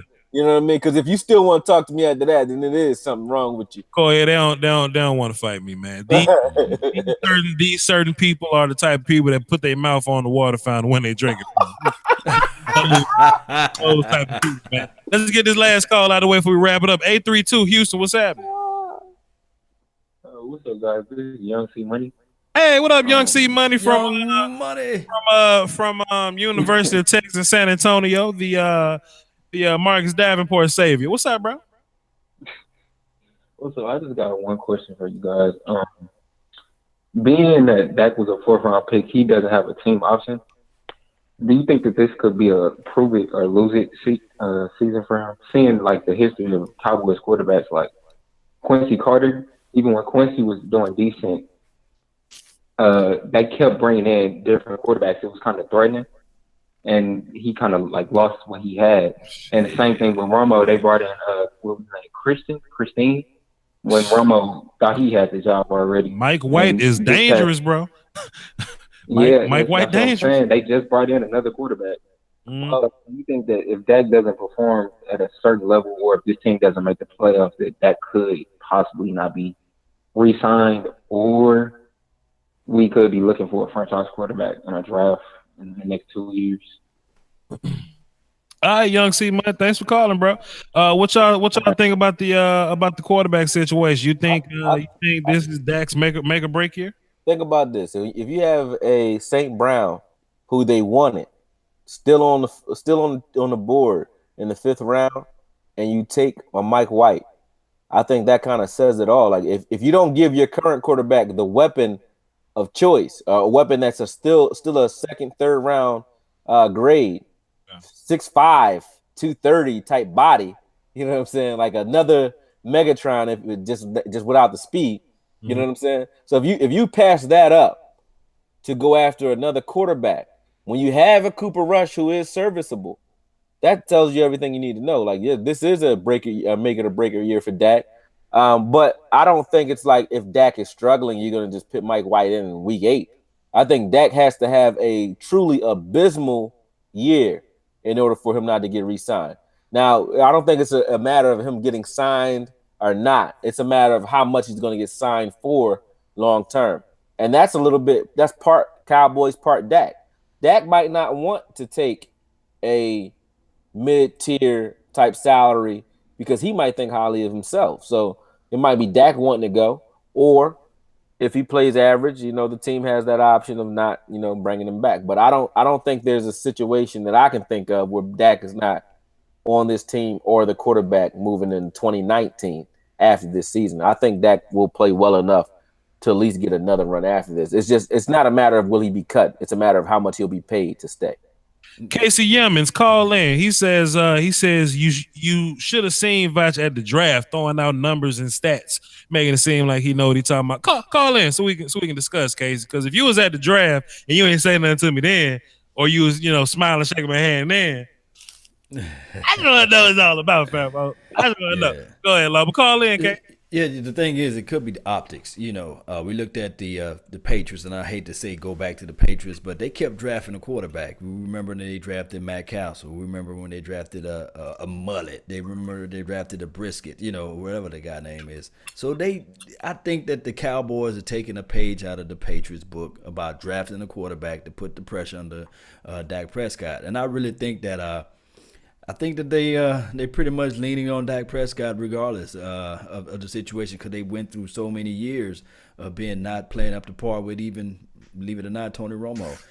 We wasn't going to the playoff every year when Tony Romo was out there. So I really think that this is a make it or break it year for him, but in the sense of what they're going to surround around him going down the line. But I think that that's just the bottom line. Dak has a better team than Romo at that time. I mean, well, I would say that 13. What are we? Not making excuses. Yeah, 13 players went to the Pro Bowl one year. Yeah. He had three. He had 3 All-Pro offensive linemen, and you know, one can argue and say, no, I'm not. It's not a Dak versus Romo type. Right. No, because Romo can pass the ball better in his sleep, but it's just one of those things. Whereas I'm just looking at how this team is crafted. Will McClay is a beast out there. Crafting and scouting players to put to play on the next level. We just didn't have Will McClay during those earlier parts of the year. And they didn't trust the running game too as well. When you got guys like Kyle Quiro, and DeQuinton Osborne, who I keep mentioning, who are undrafted free agents, who I'm more excited about than I am about some of our draft picks, or our 5th round draft pick in Mike White, who I'm more excited about than our 3rd round draft pick in Armstrong. It's like, Gallup, I'm sorry. Then like that says something about you. And I don't even dislike Gallup. Like when I didn't like LVE until I looked at Connor Williams and Gallup. When I said, hey, we got Connor Williams, Gallup, and LVE in the first 3 rounds. So anyone who thought that he wasn't supposed to go at 19, just switch him and Connor Williams and you're happy. Yeah, I think Voch told me that, man. You guys think on the same page. That's how I thought about it. You feel so much better drafting Connor Williams at 19 and Van Der Esch at 50. So there you go, man. It works. But let me ask y'all this though, man. Do y'all think that this draft team is evolving in the way of like our day 2 this year, last year, and the year before that? I think have been more productive than they have been, you know, with the whole Jordan Cheeto pick. Then we got the Gallup Connor Williams pick. I like the Jalen Smith pick, you know what I'm saying? Jalen Smith, Malik Collins pick. I think we've gotten much better on day 2 than we ever been. I agree. I'd agree. I think what Will McKay or Clay, I always call him McKay, but what Will McClay brings to the team, Voch, is he's the guy that Jerry actually will trust his word. He was saying that earlier when I was listening to him on that Win show. Yeah, he was talking about. He got a show. That Win got a show. No. Well, he was on that Win show, and I was listening to him talking about the fact that Jerry's not the type to be convinced by anyone. Like no one's going to just tell him what to do. But if you have any conviction about what you're saying, he will listen to what you have to say. So I think that's what Will McClay brings to the room. He's a guy that talks Jerry out of those 50-50 picks. Like, you know, Jerry went after Chris Canty, who was in a bar fight, was blind in one eye, had a knee injury, right? Now, Chris Canty wound up working out, but he also will go out and get a guy who, like Bruce Carter, Mike Johnson, those guys who you don't ever see the field. So it's like Jerry was doing that because he's a gambler. Whereas you got guys like Will McClay who say, listen, yeah, this guy has plenty of upside, but plenty of floor at the same time. Whereas Jerry used to say, hey, if he has the upside, I'll go after him. So I think that's what Will McClay talks him out of. He'll say, hey, let's go after these guys because their floor is a little bit higher. So even if they don't turn into what we think they will be, they still are okay. They're still a C+ player in the end. You know what I mean? So I think that's what the difference is now. Now, Law Nation, this is your show, and I never do nothing to step on the toes of your show. You got one of your trolls on the line. You want me to pick it up? Man, you can do whatever you want to do, man. Hey, you know, it's let's see. Let me let you get your 5 minutes of fame. 757. What up, Doc? Hey, what's going on, man? This is Mike McKenzie. What's up, bro? I ain't trying to troll. Hey, I ain't trying to troll you. I respect what y'all doing, but with that being said, you got to let people, you know what I mean? Everybody got their own opinion. Okay. You know? I follow, Mark Holmes. I know some of y'all roll with him. Some of y'all really don't care for him, but I roll with him. And a lot of stuff about the Cowboys, it changes. It changes all the time. So, I mean, one opinion today could be truthful tomorrow. It could be not true 2 weeks from now. But at the end of the day, you know what I mean? We all fans. Well, let me ask you this, bro, before you go a little bit further. What the problem is, in that we all roll with Mark Holmes. We don't have no ill wills towards Mark Holmes. That's my guy. Now, the thing is, it's just when we start talking facts, people equate it to hate, and it's just not the scenario. When we say what we see out of a player, what we have with our opinions and our thoughts, people equate it to hate, and it's just not the case nor the scenario. When I came out with a video, I put out a video with Tony Romo turnovers, right? And I said, and I put on the video, not the one that I took the video down. It was like 2 years ago when I first started with the YouTube deal. It was like every single interception that Romo threw. And I said, if this was Dak Prescott, they would reverse crucifix him, And that video went ham. It had like 200,000 some views on it. And everybody was like, oh man, you a hate man. You don't like this and that. But it was just me pointing out that, hey, give the kid time to grow. And this was before he even played a single down in the NFL. I agree. I did piece out AKOYE's little cut up of Mark, and yeah, I ain't gonna lie, it had me laughing, but he was kind of cherry picking a couple of things and kind of making it seem like he was saying stuff when he really wasn't. But that's inaccurate. Let me explain. A long clip, like he had clips from like 3 years ago up there. I'm like, dang, clip Mark from that Brown in like 3 years. No, I didn't cherry pick clips and cut it up to make it seem like he was saying something he wasn't saying. I went back and looked at things that he was saying that he actually did say. And I said this to him earlier when he was on the line, for those of you who wasn't on here. Like, the clips when I was talking about him tanking, that was in the middle of last year. I did disagree with him there, and I told him that. Now, the clips when he was talking about Dez Bryant that I put in there, that wasn't to say that he flip-flopped on Dez. That's how people took it. What I was saying was, you at some point were aligned with me on Dez. Now, because you decided to disagree at some point, doesn't make me crazy for staying the course. It just says, oh, you decide. If we're all going left and you say, hey, I want to go right, but don't say I'm a leftist when you go. Just go. You know what I'm saying? So that's the way I looked at it when I put that out there. I wasn't coming at him when I was putting those other clips out there. I was saying you make sense because you're saying the same things I'm saying today. You just said it 2 years ago, a year ago, whatever. So that's not me. That wasn't me attacking Mark Holmes on those particular clips. I did attack him. I attacked him when I was talking about him tanking because I didn't, and I told him I still didn't agree with the tanking, and that's real. But as far as the Dez content, I think even people who like me took the Dez part of it out of context. When I was saying we were crazy when I put in there and he said we were crazy to cut Dez, we would be crazy to trade Dez, or Dez is misunderstood. That's what me saying, hey, why is he not crazy for saying it, but I am? That's all I was saying. Not saying Mark is flip-flopping. That's how you guys decided to take that. But I never mentioned flip-flop. I never mentioned bandwagon. Never mentioned none of that. That's just how people decided to take it. And that's not peace talk. That's just real, real trap. And I see Daniel Gullen saying, Daniel Gullen, I think his name is, saying AKOYE has some hate in this video about Mark? ? There was no hate. There's no hate. Hey, let me just interject with this right quick. Man, hey, this not me poking at you, AKOYE, but that damn clip from The Wire, anybody post anything with The Wire, man, that's cold-blooded, boy. I'm talking about that Wire. I sit there and watch Wire all day. I blame you right now, AKOYE. You got me going back to the Fire Stick, and I'm saying, man, I'm gonna watch The Wire, man, when I get home. That's just cold-blooded with The Wire, man. You knew what you were doing. I was trying to get everybody attention. That wasn't no lie. Like, I was like, oh, man, my name, I'm gonna say yours, but that's my favorite scene, man. My name is my name, boy. I gotta give Dallas Cowboy scout and West Coast Cowboy. I gotta give him credit for that. Like, at the end of the day, we talk about The Wire a lot, and that's the first thing that came to mind when I saw him mention the Will McClay thing. I'm like, oh, he mentioned my name, and I thought about Marlo. So I said that scene just came to me. Marlo. Let me tell you something, man. I read your comments, dog. Don't listen to the people saying take the movie clips out your thing, man, because you proficient with your clips and they all fit.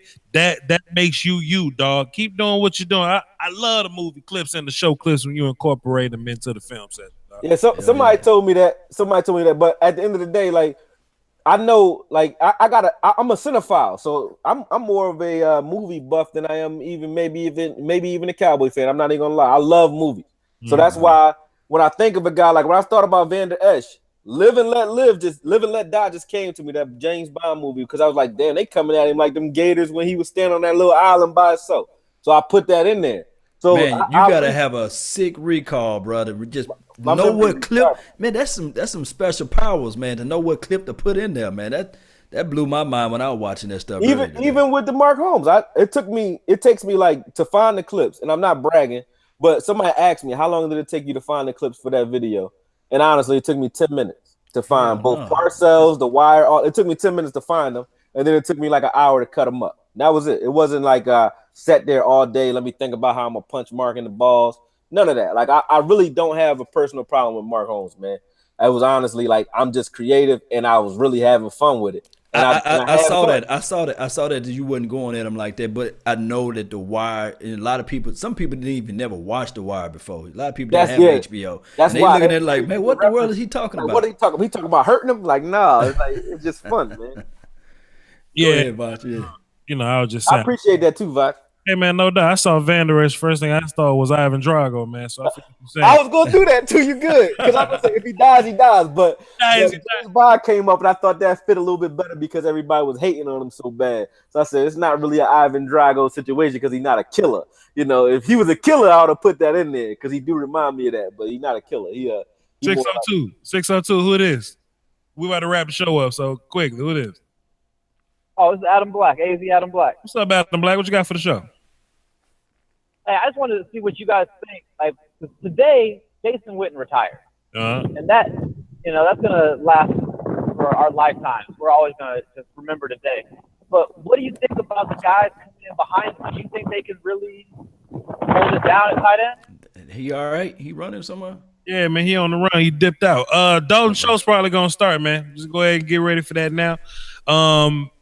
Rico is probably everybody's favorite, but he got to learn the playbook. He's athletically what you want. He's post up guy, but man, he got to run the right assignment. He got to be able to inline block. He got to be able to be on the same page with the offensive line. So, and I think this team values blocking more. So Dalton Schultz probably going to be your guy with that. So, AKOYE.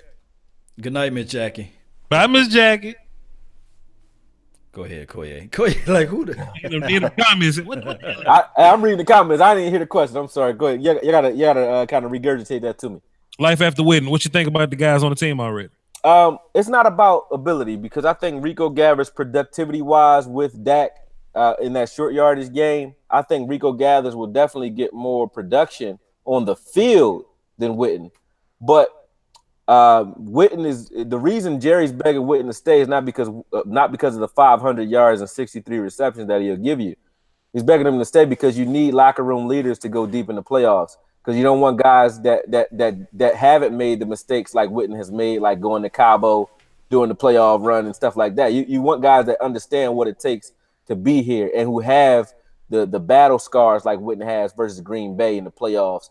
You want them going into the playoffs because they're going to make sure everybody stays serious doing walkthroughs at lunch, at breakfast. You want guys like that on the team. So as far as production, I don't think it's that hard to replace the production aspect. Maybe Rico can do it.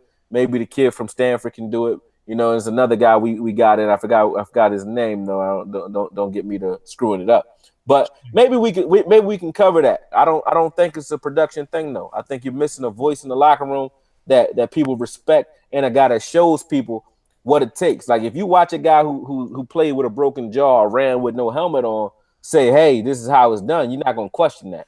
You watching a rookie say it or Rico who rapping say it, you might say fuck out of here. Oh, excuse me, get out of here. It's over with. We already demonetized. Thanks for the call, man. Hey, thanks for the call. But hey, there's never going to be another person to wear number 82 for the Dallas Cowboys. I can tell you that. I bet that. bet that. What about 88? They gonna retire that number too? I think this year you're gonna retire. Yeah, they'll bring it back when Jerry find another true number one. He'll give it to him. Right. We got one more call. This gonna be the last one, y'all. I was at the day job today. Last call for alcohol. Come on. We tied 254. What up, though? 254. What up, though? 254. I'll let. All right, they gone. gone. 3, 2, 1. They gone already. I'll let.